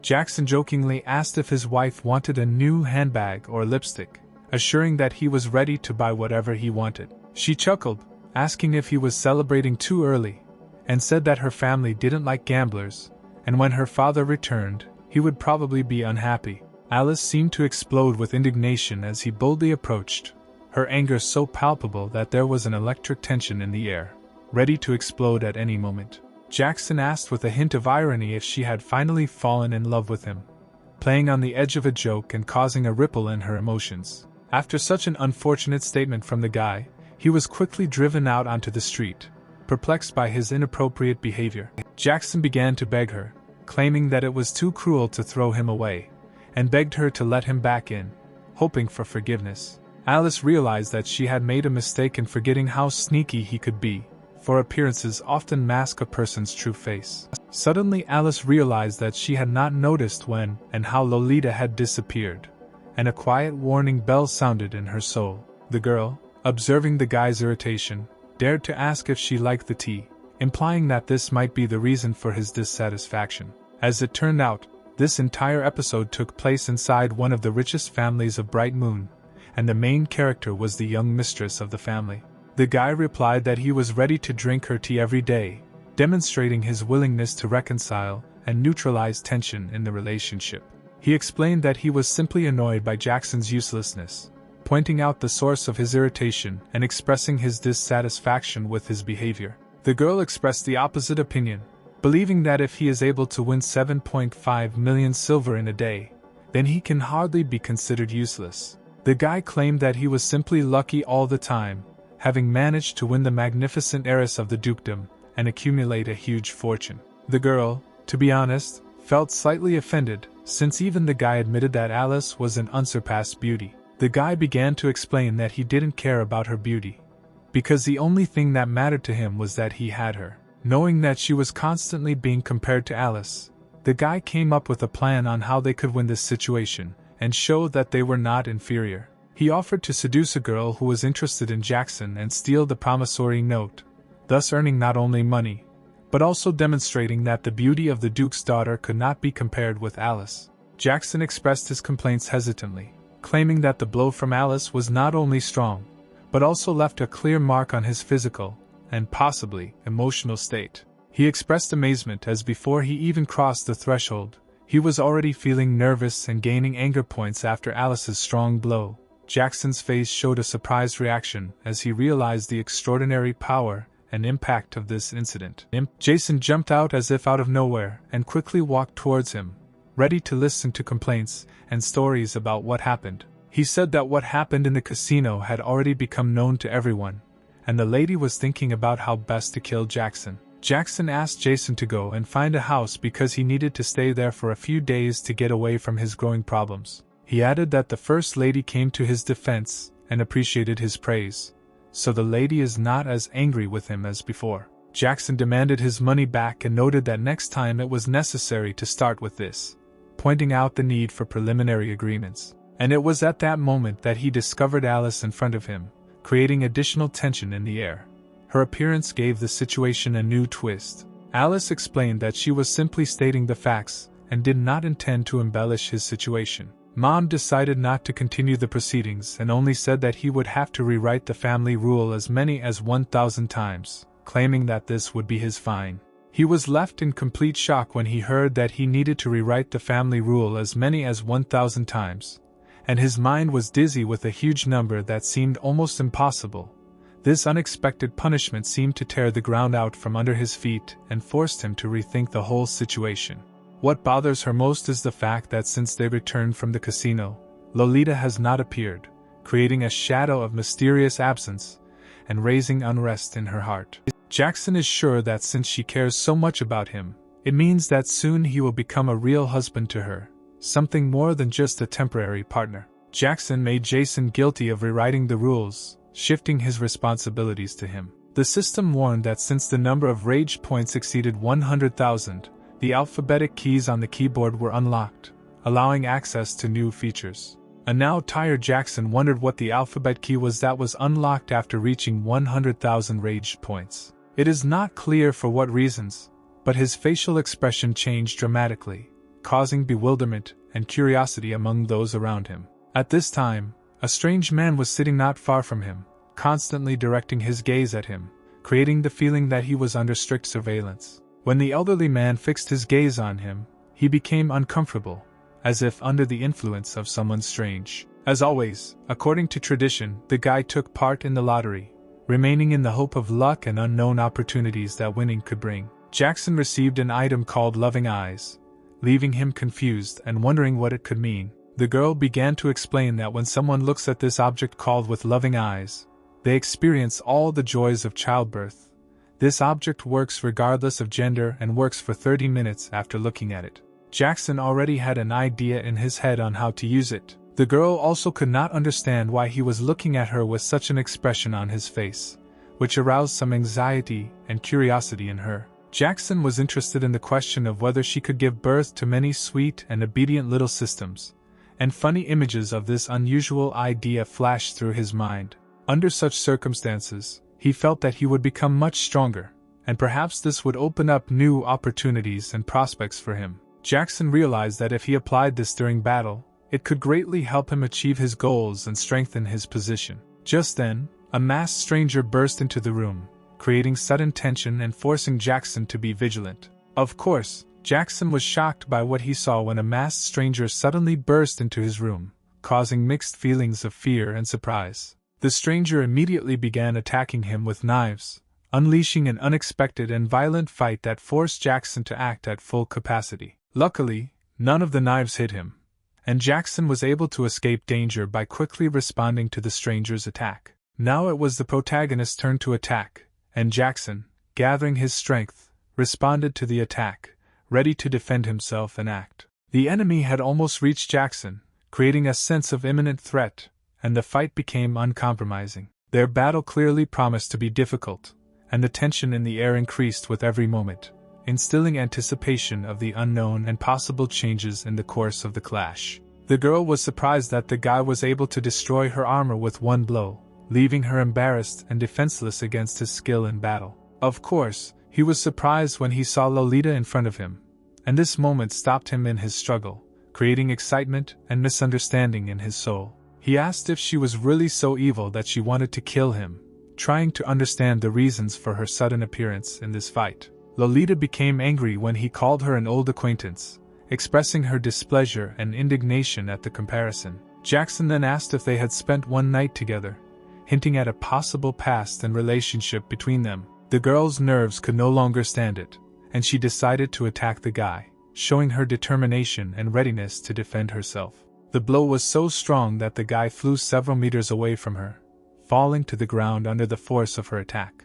Fortunately, Jackson was able to stay on his feet after the powerful blow, demonstrating his endurance and strength in this fight. She realized that he had reached the 3rd rank. She didn't think that he was pretending all this time, but he was only a 3rd rank, and in her opinion, he would still die today under any circumstances. He said that his abilities don't stop there, hinting that he still has something that could change the course of events. She promised to cut out his tongue, expressing her rage and determination to take revenge for his words. She then started attacking him with knives again, trying to harm him and force him into a helpless position. One of the knives did hit him, and he fell to the floor, feeling pain and loss of control over the situation. Lolita said that he doesn't even know how to fight, and he's just a common piece of trash, expressing her disdain for his fighting skills. Rising from the floor, the protagonist showed a strong gaze and determination as he prepared to retaliate, clearly showing that his inner fire had only intensified,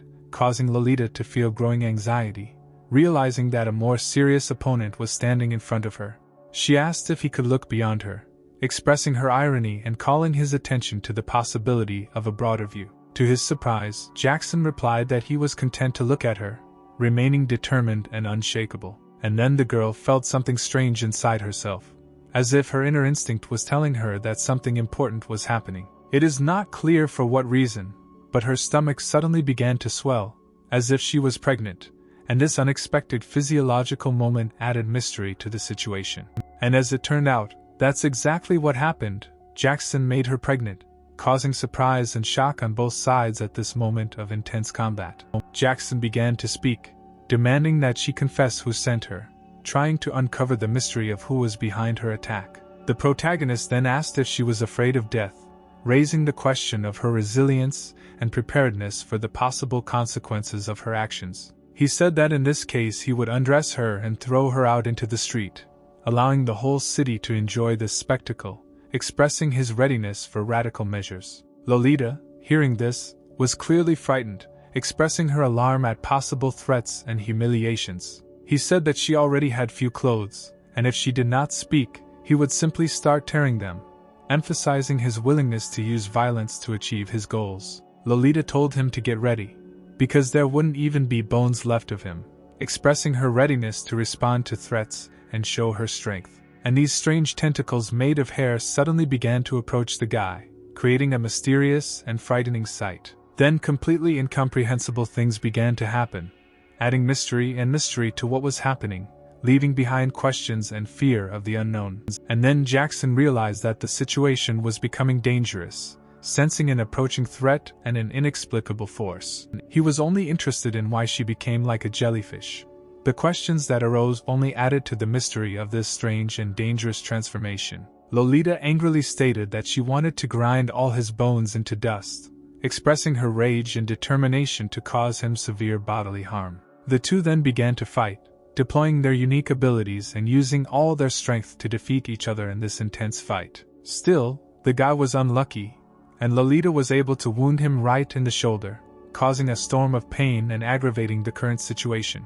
Tauntingly, the girl asked if Jackson was in pain, expressing her superiority at that moment and adding mockery to his suffering. At this time, Alice was knocking on the door, creating an unexpected turn in events and bringing a new element to the already established picture. Alice realized that Jackson was there, realizing that her presence was becoming a key point in unraveling what was happening and the possible resolution of the conflict. It was because he was distracted that Lolita was still able to strike him, emphasizing the importance of remaining vigilant in such dangerous situations. Realizing that she would have problems, she decided to leave the place and said that next time she would definitely kill the guy, leaving behind a shadow of uncertainty and threat. Entering the room, Alice asked what happened, demonstrating her concern and willingness to understand the situation. Jackson was glad to see Alice. In her appearance, he found support and hope for resolving the problems that had arisen. It was clear from the expression on Alice's face that she was beginning to worry, and she immediately began to wonder what had happened, showing attention to detail and a willingness to help. And Jackson gradually began to lose consciousness, remaining in the fight against his injuries and fatigue from what had happened. The system reported that someone channeled cold energy into his body and saved his life, leaving behind the mystery of the benefactor in this mysterious story. Then he realized that it was Alice, realizing her important role in his salvation and the possible unraveling of the mysteries associated with cold energy. This is the first time he almost died. Apparently, money is not the most important thing in the world, but power plays a much more important role in life. The system said that, in fact, luck is the most important thing, and by the way, he reached the second stage of the third rank, emphasizing the role of chance and his personal progress in this world. Jackson, cursing fate, realized that he had to rise higher, become stronger, in order to one day take revenge on Lolita for the insults that she brought into his life. Jackson, like a thundercloud, directly and uncompromisingly rested on Alice's chest. Lightning of retribution flickered in his eyes, and his heart beat rhythmically, filling him with determination. The main character, feeling guilty, immediately began to apologize to the all-consuming gaze, explaining that he did not want to cause damage intentionally, trying to defuse the tense situation with his words. Alice, a fifth-level cultivator, looked at Jackson in bewilderment, not understanding how he could survive, because his strength seemed too insignificant to her in comparison with her high level. Jackson hurriedly explained that the reason was simply Alyssa's stomach pain, and when she arrived, he immediately left, wishing her a quick recovery. Alice admitted that she had long suspected Lolita, but the mystery of who was behind her remained unsolved. She wondered, puzzled, why Lolita had attacked Jackson. And even if he had a stomach ache, for a rank 5 cultivator it seemed like just a trifle, an insignificant ailment not worth the attention of a real fighter. At this time, Lolita lay powerless on the bed, puzzled as to why the pain did not subside, and her mind weaved complex patterns trying to uncover the mystery of this inexplicable painful torture. The man could no longer restrain himself, and told his boss that the girl's moans were embarrassing him to the limit, awakening something inevitable in him. Lolita felt aggressive towards Jackson because of the sharp differences in their views, as if their disagreement created an invisible barrier that filled the air with tension and a storm of emotions. The leader announced that Lolita had failed to commit a personal assassination, forcing the family to tighten up their defenses, making the task of assassination much more difficult and dangerous. Lolita decided that it would be best to tell the whole truth to the young master, confident that he would definitely take action and put an end to Jackson once and for all. Meanwhile, Jackson was lying on the bed, intensely looking at the ceiling, feeling the anxiety that, like a shadow, stretched across his thoughts, a harbinger of coming changes. And Charlotte, in turn, carried him water, each step bringing moments of tenderness at that moment, as if life flowed in their hands like an enchanting stream. Charlotte told the guy to start talking, looking at him with curiosity, while he lay restlessly on the bed, feeling the tension in the air, as if his story could change the course of events and reveal the secrets hiding in their lives. Jackson, naturally, did not catch what she was talking about. Her words seemed to him like an unsolved secret, the essence of which remained beyond his understanding. When the sister told her parents about the situation in the casino, it turned out that she was not there, and her absence became like a mysterious dark spot in the story, raising questions and doubts. Jackson asked why she needed this information, since the family rules clearly prohibit participation in gambling, as if he was trying to reveal the secrets of her interest. And precisely because it was forbidden, her interest was aroused, as if she secretly felt an attraction to the dark and unknown, causing internal conflict in Jackson. Jackson decided that he should restrain himself from being attracted to such a girl, as if aware that this position could become a dangerous stumbling block in his life. Lucy entered the room and, turning to Charlotte, asked why she had burst in here, as if lifting the veil of bewilderment and creating a new point of view on what was happening. At this magical time they were in a deft position, dancing shadows, floating to the rhythm of an invisible melody, shrouded in the mysterious attraction of the night. She explained her presence by saying that she simply wanted to ask how the guy managed to escape from the fifth-level expert.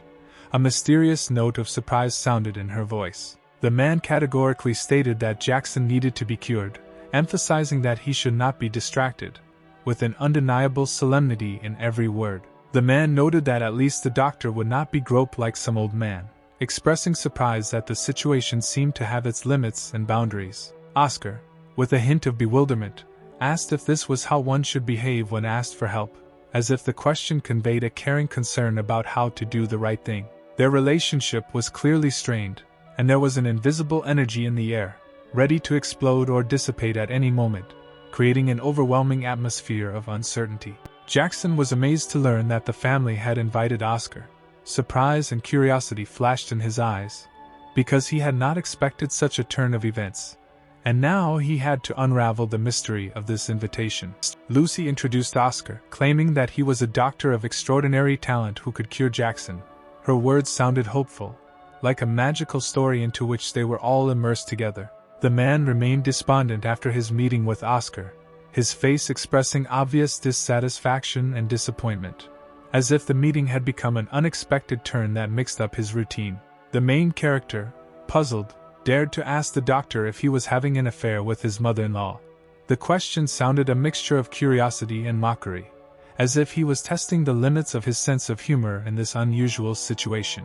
She only answered that in her youth everything happened, and in these words a past full of mystery sounded, as if the ancient whisper of time was awakening in every memory. Then Oscar began to carefully feel the guy's pulse, his hands quietly exploring the beat of life. He read the secrets written in every heartbeat. Oscar said that he was lucky to come under the care of a fifth-rank expert and survive, and to recover 80 to 90% is, according to him, a very difficult, but amazing luck. Jackson expressed concern for his younger brother. So much time has passed, there must be some results, and time has become a pressing issue. Oscar assured that everything would be resolved, but added that the treatment was paid. His words conveyed the inevitable shadow of worries and financial difficulties. At that moment, Jackson raised some kind of brow above him. The moment became a mysterious theater in which an unknown drama was played out. Oscar, to be honest, was surprised that the guy suddenly gave him a random bra. At this point the concern turned into an unexpected gift, covering their meeting with mysterious humor. Jackson said that this was his mother-in-law's pilot, and if Oscar was in doubt, he suggested looking at the quality and materials of the bra. This unusual gift revealed a story of mixed feelings and surprising connections. The doctor apparently liked Lucy from the Chu family. His gaze reflected a mysterious affection, and an unknown flower of feelings blossomed in the doctor's heart. Oscar said that he had already found a way to remove the seal from him. His words sounded with a touch of hope and determination, promising a solution to the intricate mysteries. But he only lacks the fleeting lotus, the divine medicine among all medicines, and finding it will be very difficult. He was faced with the task of finding the rarest treasure in the world. Jackson said that money was not a problem and asked where to find it, his words sounding like he was willing to make any sacrifice to bring his brother to healing. Oscar was surprised, because Jackson really believed that he could be bought with money, and this misunderstanding sounded a bitter note, as if the souls of two worlds collided in this moment. The fleeting lotus blooms once every millennium. One petal of this divine flower can help a person rise one step regardless of rank. The wisdom of eternal possibilities resounded in this rare phenomenon. Oscar was very annoyed that the doctor was constantly looking for profit. His anger resented the indifferent desire for personal gain in a world full of unknown secrets. And now there was only one thing left for him, after which he handed the porn magazine to the doctor. At that moment the mixture of irony and surprise became the unpredictable course of his game. Oscar was slightly confused as to what it was, and a look of confusion flashed across his eyes as he witnessed the sudden turn in this unusual scene. When the doctor opened the magazine, he was struck by this so-called beauty. A moment arose within the pages where aesthetics met an unexpected feeling. The man said that it was too exciting, and there was frankness in his words, a sudden emotional reaction to an unusual moment. Jackson asked again if the doctor knew where to find the lotus. His voice sounded insistent and hopeful for the key to healing. The doctor said that he had heard rumors that during the opening of the dungeon a fleeting lotus would bloom, but his healing depended on Jackson. These words conveyed a mystery and responsibility for the upcoming event.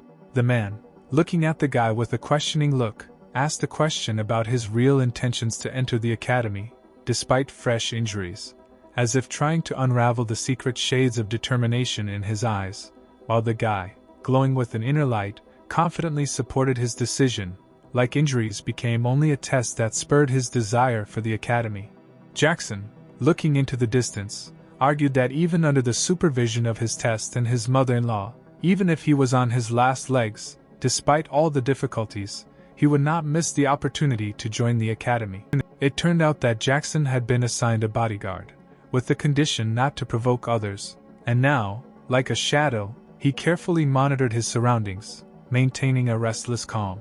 Charlotte, blinking skeptically, didn't trust Jackson and asked if his action was an attempt to appease them while he tried to assert his sincerity. Charlotte advised him to relax, assuring him that she would accommodate him at the academy, and then, after dinner, invited him to visit, promising delicious meat as a treat. Jackson, thinking about how the people from the casino and Lolita tried to kill him, noticed the lack of dedicated bodyguards, despite the man's assurances that they were there. Suddenly, at this time, someone lost control of the horse, and the horse's bestial excitement pierced the night air, creating additional tension in the mysterious atmosphere. Charlotte and Jackson immediately noticed the incident, their gazes connecting in a lightning-fast reaction, overreacting to the unexpected moment in the night scene. As it turned out, the carriage was bearing its mysterious fate straight towards Charlotte and Jackson, their eyes widening in surprise as they realized the approaching misfortune. It suddenly became clear that the bodyguards did exist, and having decided that they needed to protect the mistress and master, they stood up, ready to confront the unexpected threat. Now Jackson, fully aware that he was indeed being guarded, looked with a look of surprise and gratitude towards those who had suddenly stepped into the role of his protectors. At that moment, one of the men deftly jumped onto the carriage, taking control of the horse into his own hands, as if embodied in the decisive hero of the night scene. Consequently, as a result of this daring maneuver, the girl fell out of the carriage, creating a sudden twist in the night's incident, like a dramatic twist in the plot. Jackson, a little scared, expressed surprise at the developing situation, his eyes widening, reflecting the unexpected excitement in this night scenario. And, as it turned out later, the girl uncontrollably flew straight at the guy, creating a whirlwind of emotions and turning their world upside down at this mysterious moment of the night. When she pushed her breasts into his face, he couldn't believe they were a size 4, because they were surprisingly soft, creating a strange contrast in this moment of incredible collision.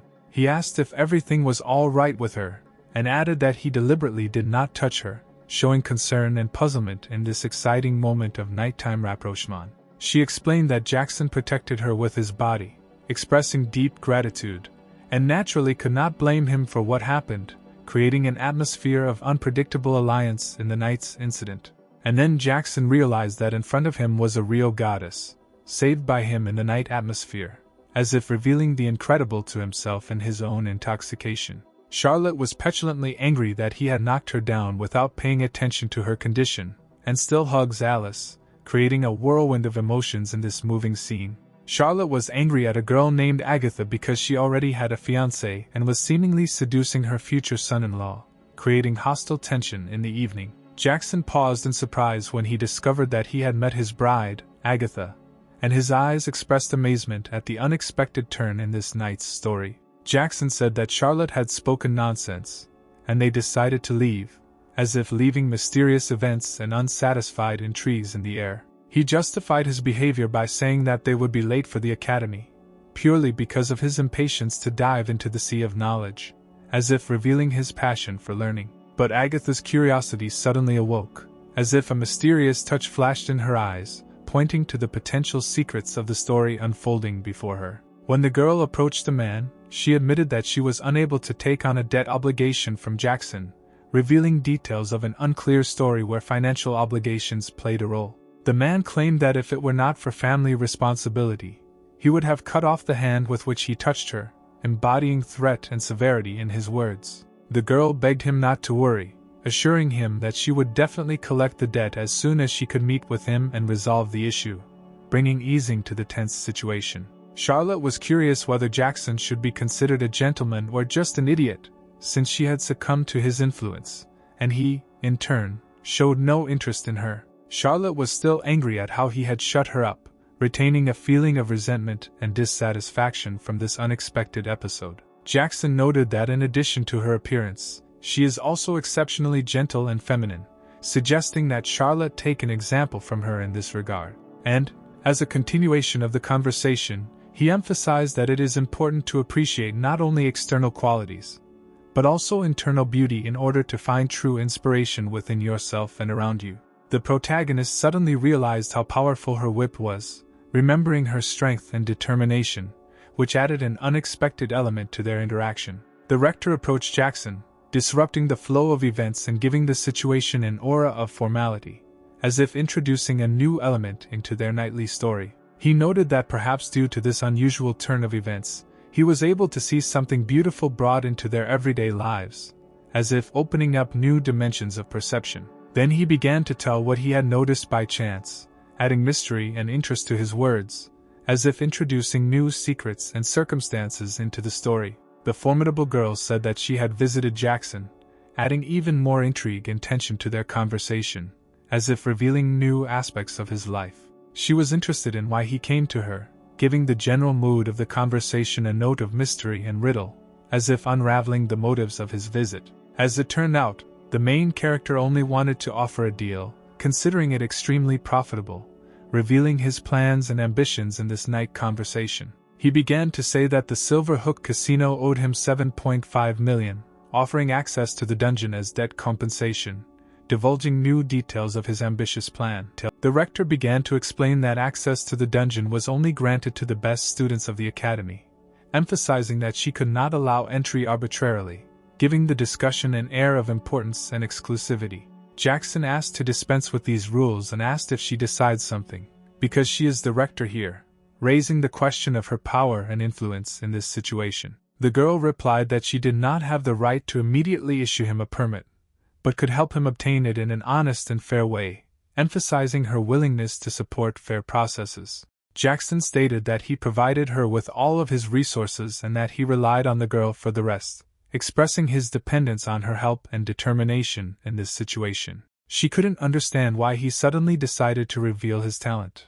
Perhaps something scared or worried him, introducing instability into their previously calm environment. As a student at Bright Moon Academy, he is always guaranteed protection, allowing him to use his powers as he pleases and not be afraid of anyone, creating an atmosphere of freedom and confidence. Of course, after this, Jackson was a little confused and simply agreed, accepting the protection and settlement of the situation offered to him. After the meeting, Jackson decided that the girl had fallen in love with him, trying to get rid of debts and resolve the issue in the dungeon, not suspecting anything that everything would go so smoothly. Jackson was approached from behind by a teacher who asked why he had not reported his presence, introducing an unexpected turn in events and demanding an explanation. The man reported that Jackson showing up unannounced was rude, and unless he had a valid reason for being late for a couple, he would take away all his points, creating a tense environment. So excited, the main character rushed into the classroom where the mathematics teacher, the most problematic of all, was located, as if ready to face the challenges that awaited him there. The protagonist reported that the rector called him into her office and asked if this was a good enough reason for missing classes, facing the possible consequences of his decision. The man could not understand why the rector was calling a student with a lower level, excited by the unexpected call and trying to unravel the mystery of this meeting. The angry teacher announced that the guy will not pass his math this semester, signifying serious difficulties and challenges facing the main character. He argued his position by saying that he was a teacher, and what he said would come true, as if emphasizing his power and steadfastness in his decisions. Jackson asked if this meant that this was only true if he remained a teacher, and if he stopped teaching, the threat would not be valid. Jackson, angry, expressed that it is the teacher's duty to teach and educate the younger generation, and if he cannot teach something, then he considers himself unworthy to be a teacher, causing tension in the atmosphere. Jackson proposed an unusual competition. He and the teacher would ask each other 20 questions, and whoever got the most points would stay at Bright Moon Academy, while the one who got the least would have to leave immediately. Of course, everyone present did not believe that Jackson could win, creating doubts about his abilities and adding tension to the atmosphere. The man, in turn, of course agreed, because no one in the entire duchy could surpass him in mathematical knowledge, asserting his unrivaledness in this area. The teacher was ready to throw him out of the academy once and for all, preparing to take extreme measures and emphasizing the seriousness of the situation. Jackson was lucky to graduate. If he didn't win now, his 4 years of training would have been wasted, which would add extra stress and significance to the whole situation. Unlike the mystical world, which emphasizes martial arts, its civilized world values technological progress, creating a huge gap in the development of mathematical knowledge between the two worlds, comparable to the difference in intelligence between aliens and humans. Bright Moon Academy, despite its status as equivalent to a modern university, surprised with its standards in mathematics, remaining at the school level, creating an unusual dynamic compared to the academic standards of other educational institutions. Everyone present was waiting for something, a feeling of uncertainty hanging in the air, creating irreconcilable tension in the atmosphere of expectation. The girl and guy came to see what was going on, adding an additional element of curiosity and possible intrigue to the already tense situation. It is unclear for what reason, but the guy was very surprised, introducing an element of surprise into the situation and arousing additional curiosity. Jackson looked questioningly at the teacher, emphasizing the moment when, it would seem, the lesson should have ended, and suggested that they hurry up, given that the training time had already expired. The man, convinced of the strangeness of his questions, was worried that the guy might win if he could easily answer all the mysterious obsessions flashing through his mind.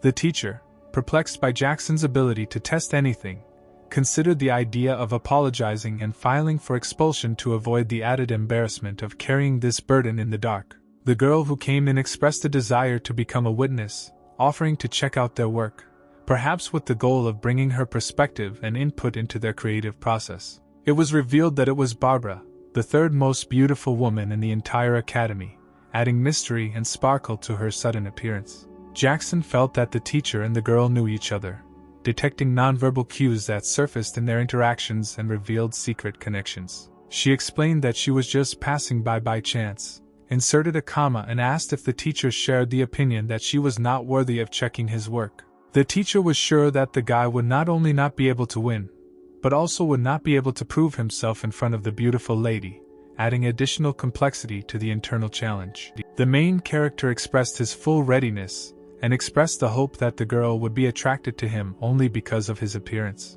Barbara, offended by Jackson's words, threw 10 sharp arrows of discontent at him, which was immediately reflected in her hostile look and cold reaction. Barbara announced that she would review the entries based on the responses provided by both parties, emphasizing neutrality and a desire for objectivity in her decision. The man warned that it was too late to leave, and all he could do was pack his things and leave the academy, hinting at the inevitability of consequences. Jackson was aware that the man was usually irritable, but today he lost his temper, showing a complete lack of control and remaining on the verge of emotional collapse. Barbara explained that Jackson had a full range of 20 out of 20 correct answers, casting doubt on his competence, and causing a consternation of surprise on the part of those present.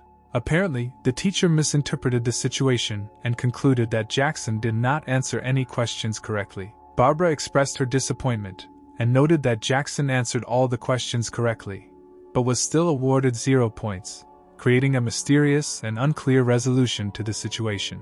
Of course, none of those present could believe this, and there was general bewilderment in the room at Barbara's inexplicable decision. Barbara admitted that she may not be the best at math, but she claims to be able to tell the difference between wrong and right answers, causing even more confusion in the audience. The man was sure that the guy was definitely cheating, considering this the only possible explanation for what was happening, and expressed his dissatisfaction with this supposed dishonesty. The teacher stood his ground, claiming that no one respected him, even despite his persistent defense of his position in the current situation.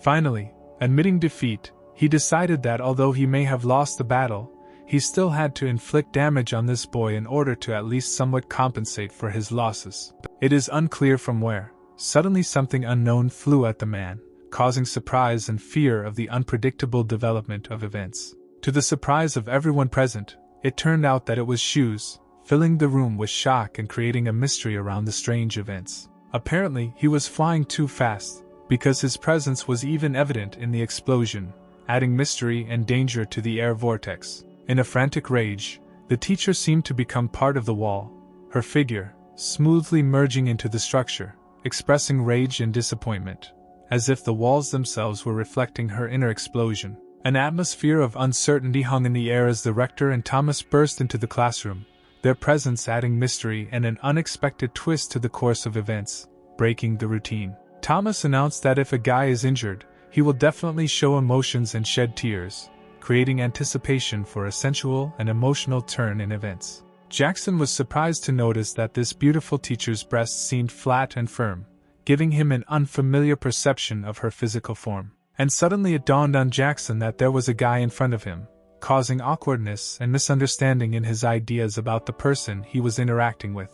Of course, he immediately retreated from Thomas, feeling embarrassed and surprised at the unexpected discovery, mutually changing his view of the new reality. The rector announced that due to a teacher assaulting a student, he will be expelled from the academy today, emphasizing zero tolerance for violence and protection of the student community. Given Jackson's outstanding talent in mathematics, he was entrusted with teaching the class pending the search for a new mathematics teacher, recognizing his expertise and providing an opportunity to share his knowledge. Jackson may be standing away from the teacher because of me, but at the end of the day he is still a teacher. She asked to follow the rules and respect him, emphasizing the importance of mutual respect in a learning environment. The main character liked that the rector protected him, creating a feeling of support and confidence in his own actions. She ordered him to report immediately to the staff room, expressing urgency in her voice, and only then returned to class, leaving him waiting and emphasizing the seriousness of the situation.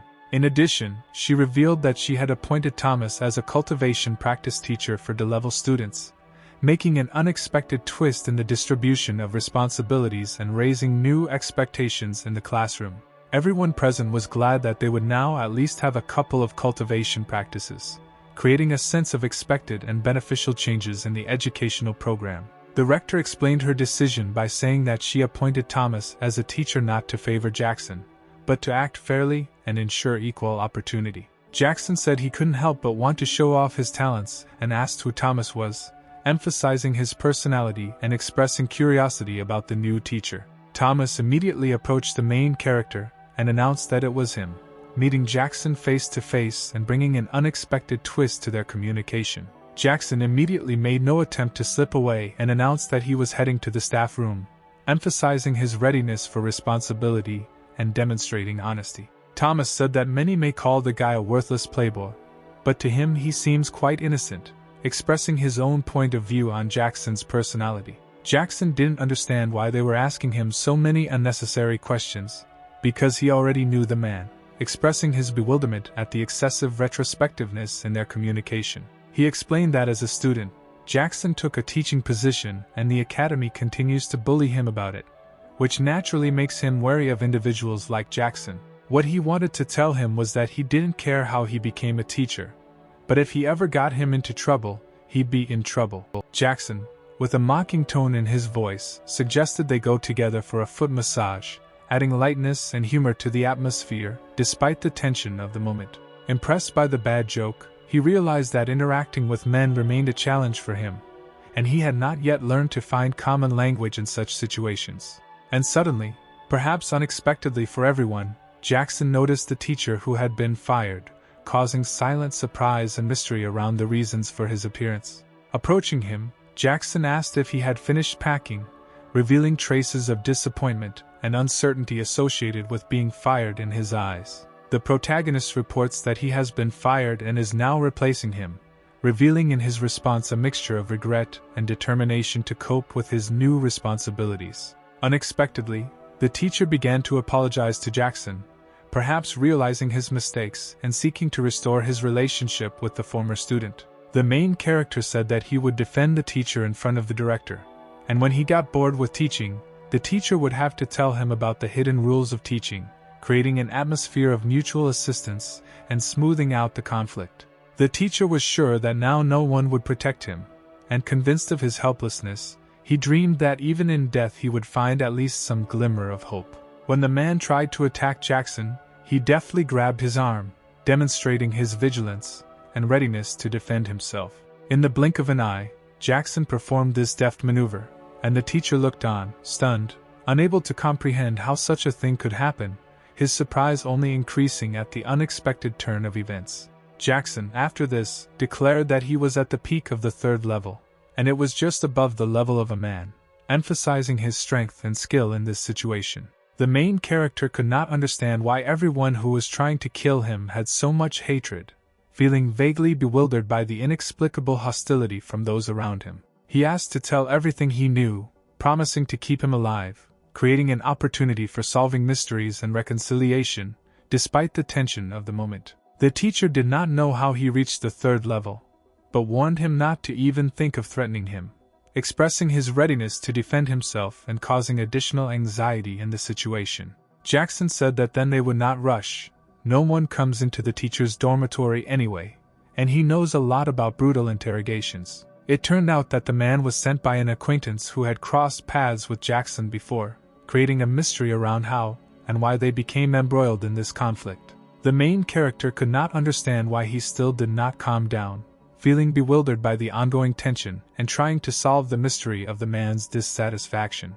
Agatha entered with an expression of curiosity, a gleam of mystery in her eyes, and Jackson felt that new events would only drag them into a more confusing whirlpool. The girl heard about the arrival of new teachers at the dormitory and decided to join in the cleaning, showing her willingness to help and a positive attitude towards change. The girl, full of determination and attention, asked if she could join, ready to contribute to the cleaning and welcome the new teachers with cordiality and care. This meeting was clearly unexpected and pleasant, creating an atmosphere of unexpected events and joyful surprise in the overall dynamics. Here, to be honest, Jackson became wary, because first a teacher, and now a girl, causing him a feeling of uncertainty and anxiety about subsequent events. Jackson felt bewildered and anxious, wondering what she was up to and feeling the unexpected events surrounding his personal life begin to build tension and secret excitement. The teacher asked what else Jackson wanted to know if he had already said everything,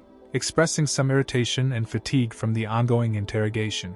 The teacher was angry that Jackson seemed to prefer the girl's company over his own, expressing his resentment and dissatisfaction that his position in life had become secondary.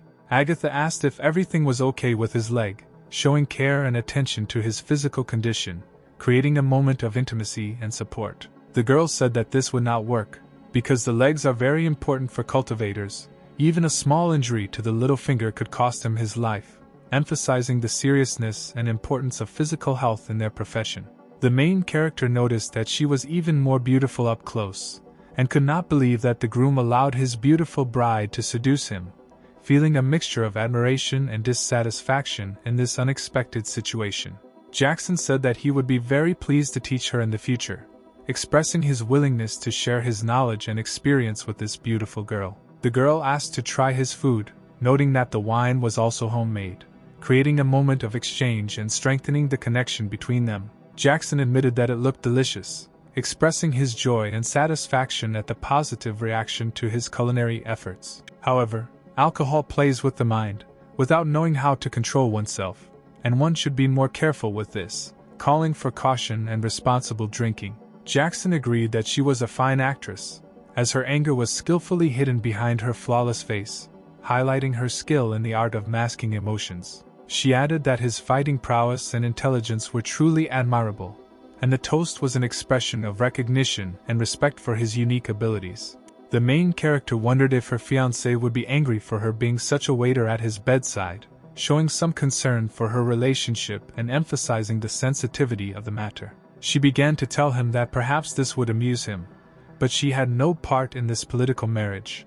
Her engagement was only for the good of their families and strategic alliance, while expressing the hope of understanding from the groom. She is very jealous of Olesia, who was born into an influential family, but she managed to marry such a brave, decent and competent man as Jackson, revealing the complex relationship between the families and emphasizing her gratitude for her choice of spouse. Jackson, feeling some uncertainty, could not understand why she was trying so hard to praise him, and internally reflected on the possible motives for her praise, instilling suspicion and creating some tension in communication. But he thought she simply wanted something more, pondering the possibility that there might be desire or expectation behind her praise. The girl admitted that her culinary abilities would never compare with Alice, and asked not to joke like that, expressing her own uncertainty in this matter and asking for mutual understanding. Agatha said that if he liked his cooking, she could cook for him every day, showing care and willingness to please him through culinary treats. Jackson asked if her fiancé would be jealous if he knew she cooked for him every day, expressing concern about the possible negative consequences of her care. She agreed that this could indeed become an issue after their wedding, acknowledging that her worries could make her future husband jealous. But he can still visit them often. With his vast knowledge, she thinks that he will immediately become friends with her future husband, bringing a positive influence to their relationship.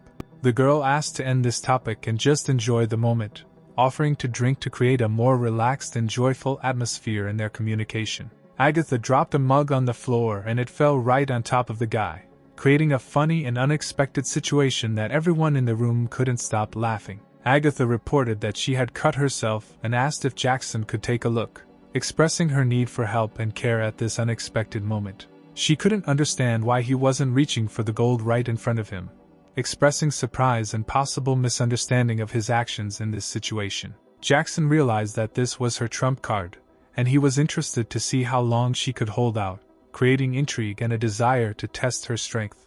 The girl said that he was a gentleman, and she trusted that he would not do anything inappropriate, expressing her confidence in his decency and hope in his prudence. And by asking if he would watch her bleed to remain faithful to Alice, she issued a challenge, emphasizing her willingness to go to extremes. Jackson calmly assured her not to worry and added that he was ready to help, emphasizing his willingness to be helpful and supportive in a difficult moment. During the whole process, the girl tirelessly said that his hands were very warm, creating an unexpected and light mood around a serious moment. Agatha just couldn't understand why he was asking her unnecessary questions, expressing her bewilderment and possible concern about his motivation. Her excitement grew as his touches became closer to the goal.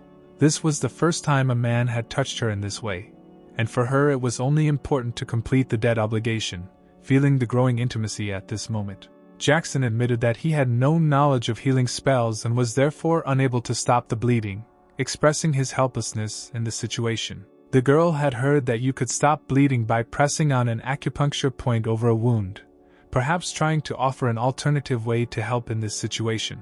The girl raised the guy's hand higher and higher, perhaps looking for that very acupuncture point that could help stop the bleeding. The girl reported that she felt very cold and asked to be held close to her, expressing her need for warmth and comfort at this moment. In principle, Jackson did this, hugging her to him after a couple of seconds, showing care and attention to her condition. Agatha, in turn, began to look for the promissory note, perhaps trying to take advantage of the moment of intimacy to complete her business matter. The girl couldn't understand why she couldn't find him, expressing her bewilderment, and perhaps a sense of loss in what should have been a simple situation. Jackson said that if she kept this up, he would no longer be able to hold back, possibly hinting at his feelings and attraction at this point. Jackson realized that he could no longer hold back and was ready to begin the process, expressing his readiness for intimate interactions. Suddenly, this unexpected event of injury and intimacy with a girl made him realize that today could be an important stage in his becoming a real man, reconsidering his views on himself and his own maturity. But then the main character remembered that his penis would not erect, perhaps feeling awkward and disappointed before the upcoming intimate moment. Breaking into tears, he said that he could not ruin her innocence by showing his emotional and moral anxiety before an important decision. The girl tormented herself with the question of how he managed to resist her temptation. Is he just a gentleman, gallant and persistent, or is he hiding behind the facade of an inept coward, afraid to reveal his true feelings? The cursed seal again stood in his way, fencing him off from numerous beauties. For the second time he felt like an invisible wall was preventing him from enjoying the moment with attractive ladies around him.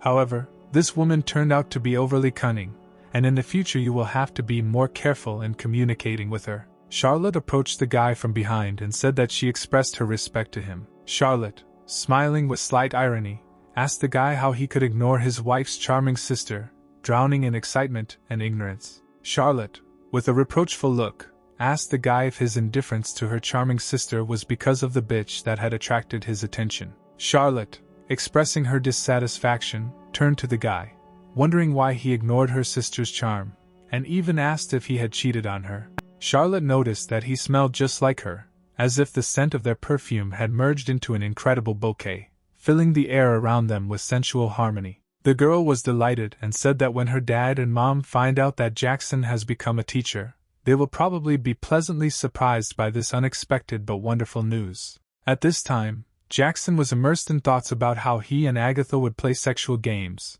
where for every wrong answer she would take off one item of clothing, creating a tempting atmosphere. Charlotte, with a certain amount of excitement, claimed that the situation was going to get interesting if her sister found out that he was a teacher, adding to the mystery in the air. Jackson asked if she was happy because he wanted him to lower her grades in math, adding a playful edge to the question and a hilarious touch of wit. The main character begged to forget that he had become a teacher, asked the same from his mother-in-law, seeing the lack of recognition in her eyes and realizing that he was nothing to her. Jackson was shrouded in the shadow of Charlotte's pity. Her parents had a real dislike for him, and society at large considered him a failure, and this became a heavy burden. At first, Charlotte and Alice looked down on him, seeing him as a source of irritation and disgust, but once inside his world, they learned that he cared for those around him. Noticing his caring side, Charlotte felt that she no longer hated him, and at that moment a change in her perception occurred. Noticing his unhappiness in his family, it was clear to her that she needed to treat him better so that he would feel that there was a loving and warm family nearby. At the dinner table, Charlotte began to talk about what had happened at the academy today, unfolding before them a gripping tale of the day's events. The upset girl felt a pang in her heart, hearing from her parents that they had more important topics than her own experiences and stories. Mother turned to Alice, learning about the progress of her training, explaining that the opening of the dungeon would happen earlier than expected, and therefore the family tournament was postponed until the day after tomorrow. The father warned not to underestimate their opponents, claiming that the members they would send would be stronger than in previous years and expressing confidence in success. Jackson at that moment noticed that his wife spoke very eloquently, and he could not help but notice how her words filled the space with energy and passion. He had heard that she had not only reached the 5th level, but was also a cultivation genius recognized by everyone in Bright Moon Duchy, and this only increased his admiration. The problem was that when the guy brooded, Charlotte perceived his thoughts as manifestations of lust,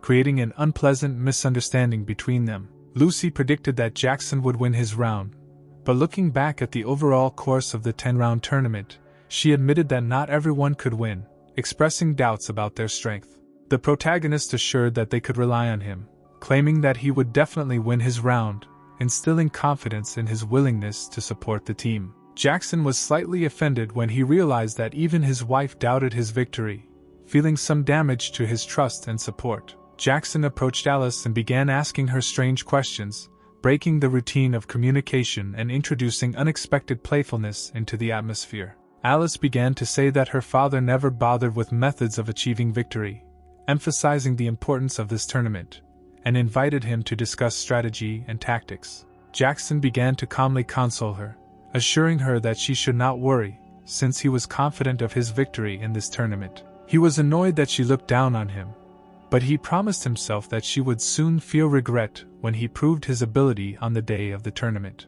Alice began to say that their competitors will have many experts, especially with the support of the Wu family. However, level 5 Daniel is considered the best of them, and the guy's task is to fight him in battle. To make sure Jackson chooses him as an opponent, Alice needs him to provoke him at the academy tomorrow, arousing interest and causing a combat challenge. Alice assured him that he was not alone in his efforts, promising to watch him from the sidelines and support him, becoming a powerful ally in the upcoming tournament.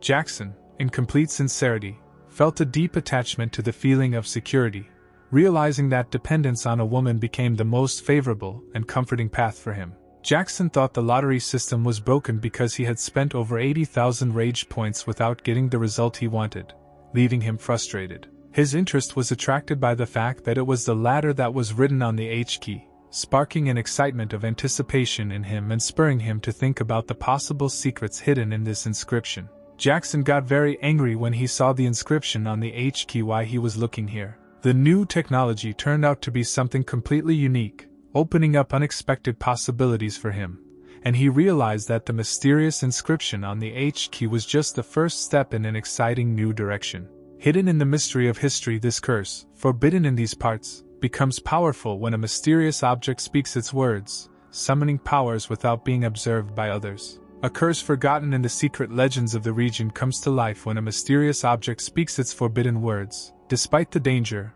the guy decides not to give in to fear, preferring to develop his skills and talents. Having reached the 3rd stage of the 3rd level, the guy realized that his current strength gives him the opportunity to summon a strong wind twice more, revealing to him new facets of mysterious abilities. Despite the improvement in his powers, the guy is not yet able to unleash their full potential, and this becomes a challenge for him, requiring further effort and self-knowledge. The man, approaching the guy, inquired whether he had reached the 3rd stage of the 3rd level, emphasizing that he apparently skillfully used his skills at one time. The man heard about the guy's intention to fight Daniel, and reflections of long-forgotten battles flashed in his gaze. Past battles were revived in his memory, adding mystery to the upcoming clash. Jackson said that the guy was once defeated by him at the academy, and from that time on, a deep resentment arose in him, creating a shadow over their relationship and adding tension in the air. The new man is convinced that the whole conflict is stupid.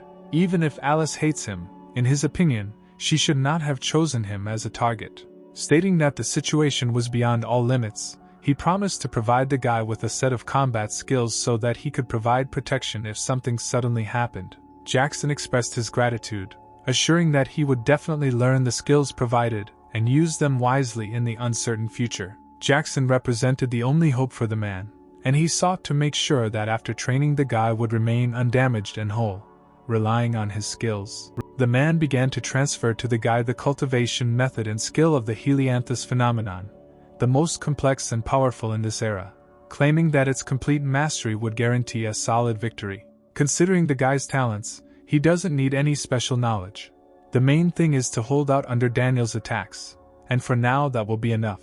The man, sensing something mysterious, began to raise his eyebrows, as if shadows of doubt had awakened in his mind, suggesting that there might be hidden secrets ahead. He declared that this skill not only possessed enormous power, but also required minimal expenditure of life force to activate, as if opening up new horizons of possibility. He is stunned, trying to comprehend how this is possible, because even with extraordinary talents it would take 6 months to master this skill, and he has already mastered half of it in just a few hours. Only castrated humans can master these skills, and perhaps his unique physical condition accelerated the learning process, opening the door to incredible abilities. Impressed by this, the man realized that he would soon enter the tournament, and should now work hard on his cultivation, aiming for unknown heights. Only Jackson must remain silent about this, keep the name of the skill from prying ears and not share his knowledge with anyone. But Jackson, realizing the value of combat skill, decided not to limit himself to using it on defense, but instead to translate it into attack, making it his main weapon in the upcoming battles. And then the protagonist's mosaic of thoughts had an unexpected idea, intertwining with the opportunities and challenges that lay before him. Jackson entered Thomas. Determination flashed in his eyes. The atmosphere was filled with secrets, as if he was carrying something important and urgent, sparkling with the fire of determination. He began to say that remembering his cultivation lectures filled him with a thirst for knowledge, and he simply couldn't wait to learn new techniques from him. Thomas noted that his liking for Jackson was steadily increasing, creating an inner feeling of attraction that grew with each passing moment. Jackson was dumbfounded as to how Thomas got the sword. Its origin remained a mystery to him. Jackson was surprised to hear that Thomas was teaching him 13 ball moves for beginners, creating an unusual atmosphere where cultivation intertwined with unusual lessons. It was now clear to Jackson that every step was aimed at precision and speed, even though it was a beginner level, which would be a perfect combination with the Helianthus phenomenon. Thomas invited him to try using the simplest attack against him, as if inviting him to test his new skills. By saying that Jackson shouldn't worry, since at his level he was incapable of harming him even by just standing still, Thomas tried to dispel any worries. Jackson decided to combine his ball movements with his new skill, creating a unique combination that promised to be an unexpected surprise for Thomas. The first step was to use the Helianthus appearance skill, and Jackson did somehow manage to hook Thomas, skillfully combining the skill of the Helianthus phenomenon with the dexterity of ball movement, as if creating an unprecedented dance of attack that left its mark on their practice match. At home, she noticed that Jackson looked magnificent as he expertly swung his sword, as if creating a picturesque and graceful performance that made her watch in admiration. And quite naturally, Thomas's clothing was cut in half, as if to highlight Jackson's efficiency and skill in using his sword. Jackson was slightly surprised that he managed to defeat Thomas. His victory left a slight feeling of surprise and pride in his soul, as if discovering new facets of his own abilities. The Chu family's carriage passed by on the street, adding color and mystery to the gray everyday life of the street, like a fleeting glimpse into another era. As the Chu family's carriage rushed past, memories of the first time he sat here next to Lolita surfaced. But now those moments were marked by betrayal, creating a complex web of memories and feelings. Charlotte asked if he should be whipped, her voice sounding playfully threatening, as if she was contemplating the possible punishment. Alice began to say that a political uprising is currently taking place, and all sides are looking at each other with wariness, which, according to her, is quite reasonable in this situation. Given the Emperor's advanced age, the throne should soon be handed over to Prince Chi, but His Majesty expresses his intention to pass it on to his biological son, who is untalented and naive. While their family remains neutral in the war for power, both sides at this time consider the possibility of friendship or destruction, fearing that the family might join their enemy. Jackson expressed his belief that she likely married him rather than someone else in their family to maintain neutrality, and avoid dragging the family into the conflict. Alice asked him not to worry even if this was the case, emphasizing that he remained part of the family despite the love affairs, and expressing her desire to remain calm in the current situation. After these words, Jackson immediately sat down at Alice's feet, expressing his devotion and willingness to support her in difficult moments. Jackson noticed that Master Sher was nearby, his attention drawn by the presence of a respected mentor, perhaps ready to offer his wisdom and assistance in the current situation. When he leaned out and quickly looked around, his surprise was caused by what he managed to notice around him. All the girls present marveled at how handsome Master Sher looked, creating a general admiration for his presence. The master approached the carriage, looking around it questioningly, and asked if Alice was inside. His voice sounded calm, but care and attention were visible in it. Alyssa clarified that her words were not caused by Jackson, but simply showed her reluctance to have any ties with the Shur family. She declared that they could be legally husband and wife, but would never fall in love with him, adding that he did not need to fall in love with her for his own benefit. After this, the carriage simply started moving and headed forward, as if carrying separate worlds and feelings, leaving behind moments of misunderstanding and determination. The master believed this would add even more fun when he took Alice away, confident that the situation would create some element of surprise or play. Alice announced that here they would separate temporarily, and their plan would begin to come into fruition after the couple's consummation, instilling a sense of anticipation and mystery. Alice noted that she was not particularly interested in other pairs, but mathematics aroused her interest and respect, emphasizing her dedication to the educational process and preference for the exact sciences. It was then that Charlotte began to hint at the possibility of a new math teacher, creating mysterious anticipation and raising the question of how these changes would affect their educational process. To the surprise of everyone, the master met with Alice again, causing questions and various feelings among those around him, as if fate was playing its mysterious game. He announced that he had transferred to Bright Moon Academy just today, expressing his joy at crossing paths with Alice again and creating an atmosphere of joyful reunion. But Alice stated that she did not remember them meeting before, adding mystery and uncertainty to their communication. The master remembered how 6 years ago he was captivated by the beauty of a girl on the shore of a lake, but upon coming to his senses, he discovered that she had disappeared, creating a mysterious moment in his past. All these years he carefully searched for his angel, but to no avail, and apparently heaven heard his plea, allowing him to meet Alice, creating an exciting turn of events in his life. Jackson asked the master to stop using platitudes, thereby causing confusion and dissatisfaction, as if trying to stop the flow of unnecessary stories. The protagonist asked if he should reflect and use his mind before revealing his soul, emphasizing the need to reflect and avoid being too emotional. He won't have any trouble finding Alice with the help of his family's influence, but he says it will take 6 years. Maybe he'd better take up math if he wants to play Romeo and Juliet so badly. The master could not understand who this guy was, causing him bewilderment and curiosity about the mysterious hero. Of course, Jackson declared that he was Alice's husband, which brought clarity to their relationship and surprised the master. The master asked to stop flattering himself as he knows that he and Alice are sleeping in different rooms, causing confusion and an attempt to clear up the misunderstanding. The master stated that he did not know any maid named Lolita, explaining that he had no such connections or acquaintances, creating a confusing situation. The master began to find out what made the girl marry Jackson, asking questions and trying to understand what attracted her to this marriage. Jason began to use offensive language towards the master, perceiving his questions as a violation of his personal sphere and causing a conflict situation. Some guy in the forest intervened in the conversation and noted that the master, young and gifted, would soon cross the 6th level, completely different from Jackson, who, according to him, only knew how to cultivate his tongue.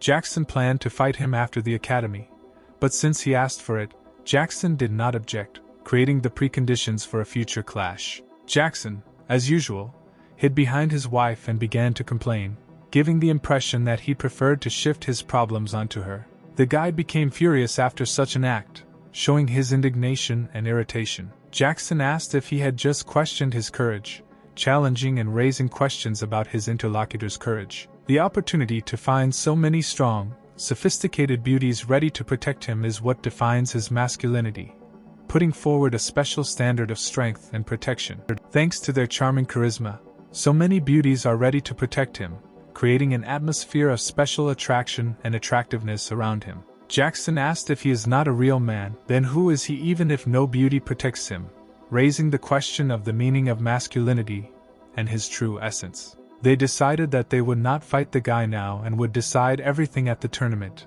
leaving the issue of a clash for the future. Finally, Jackson said that he was looking forward to their battle, creating an atmosphere of tense anticipation and interest in future events. Jackson asked Alice if she had seen Daniel's face, introducing the question of her acquaintance with the one he was about to defeat. Daniel seemed to have his sights set on the fight, but there was no need to worry.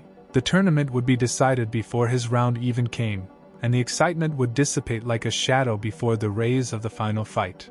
Charlotte revealed that Alice showed composure by ending the connection with him immediately after use, leaving only an icy trace of disappointment in her heart. However, Jackson, despite everything, decided to look into the mathematics lesson, see what was happening there, and perhaps find something fascinating among the numbers and formulas. Jackson said he already has a plan for how to teach his first lesson, filled with creative ideas that will create an inspiring learning environment. Alice wondered why Charlotte was in a state of agitation, sincerely trying to understand the reasons for her emotional agitation. Charlotte explained that her excitement came from the pure joy of spending time with Alice in the classroom, since she herself only appears at the academy for math lessons. Suddenly it turned out that behind them, where they did not notice, there was Agatha, a secretive observer of events, ready to reveal the secrets of the world at any moment. Agatha, surprised, could not grasp what exactly Alice's superiority was, and looked for the answer in the secret details that made her unlike herself.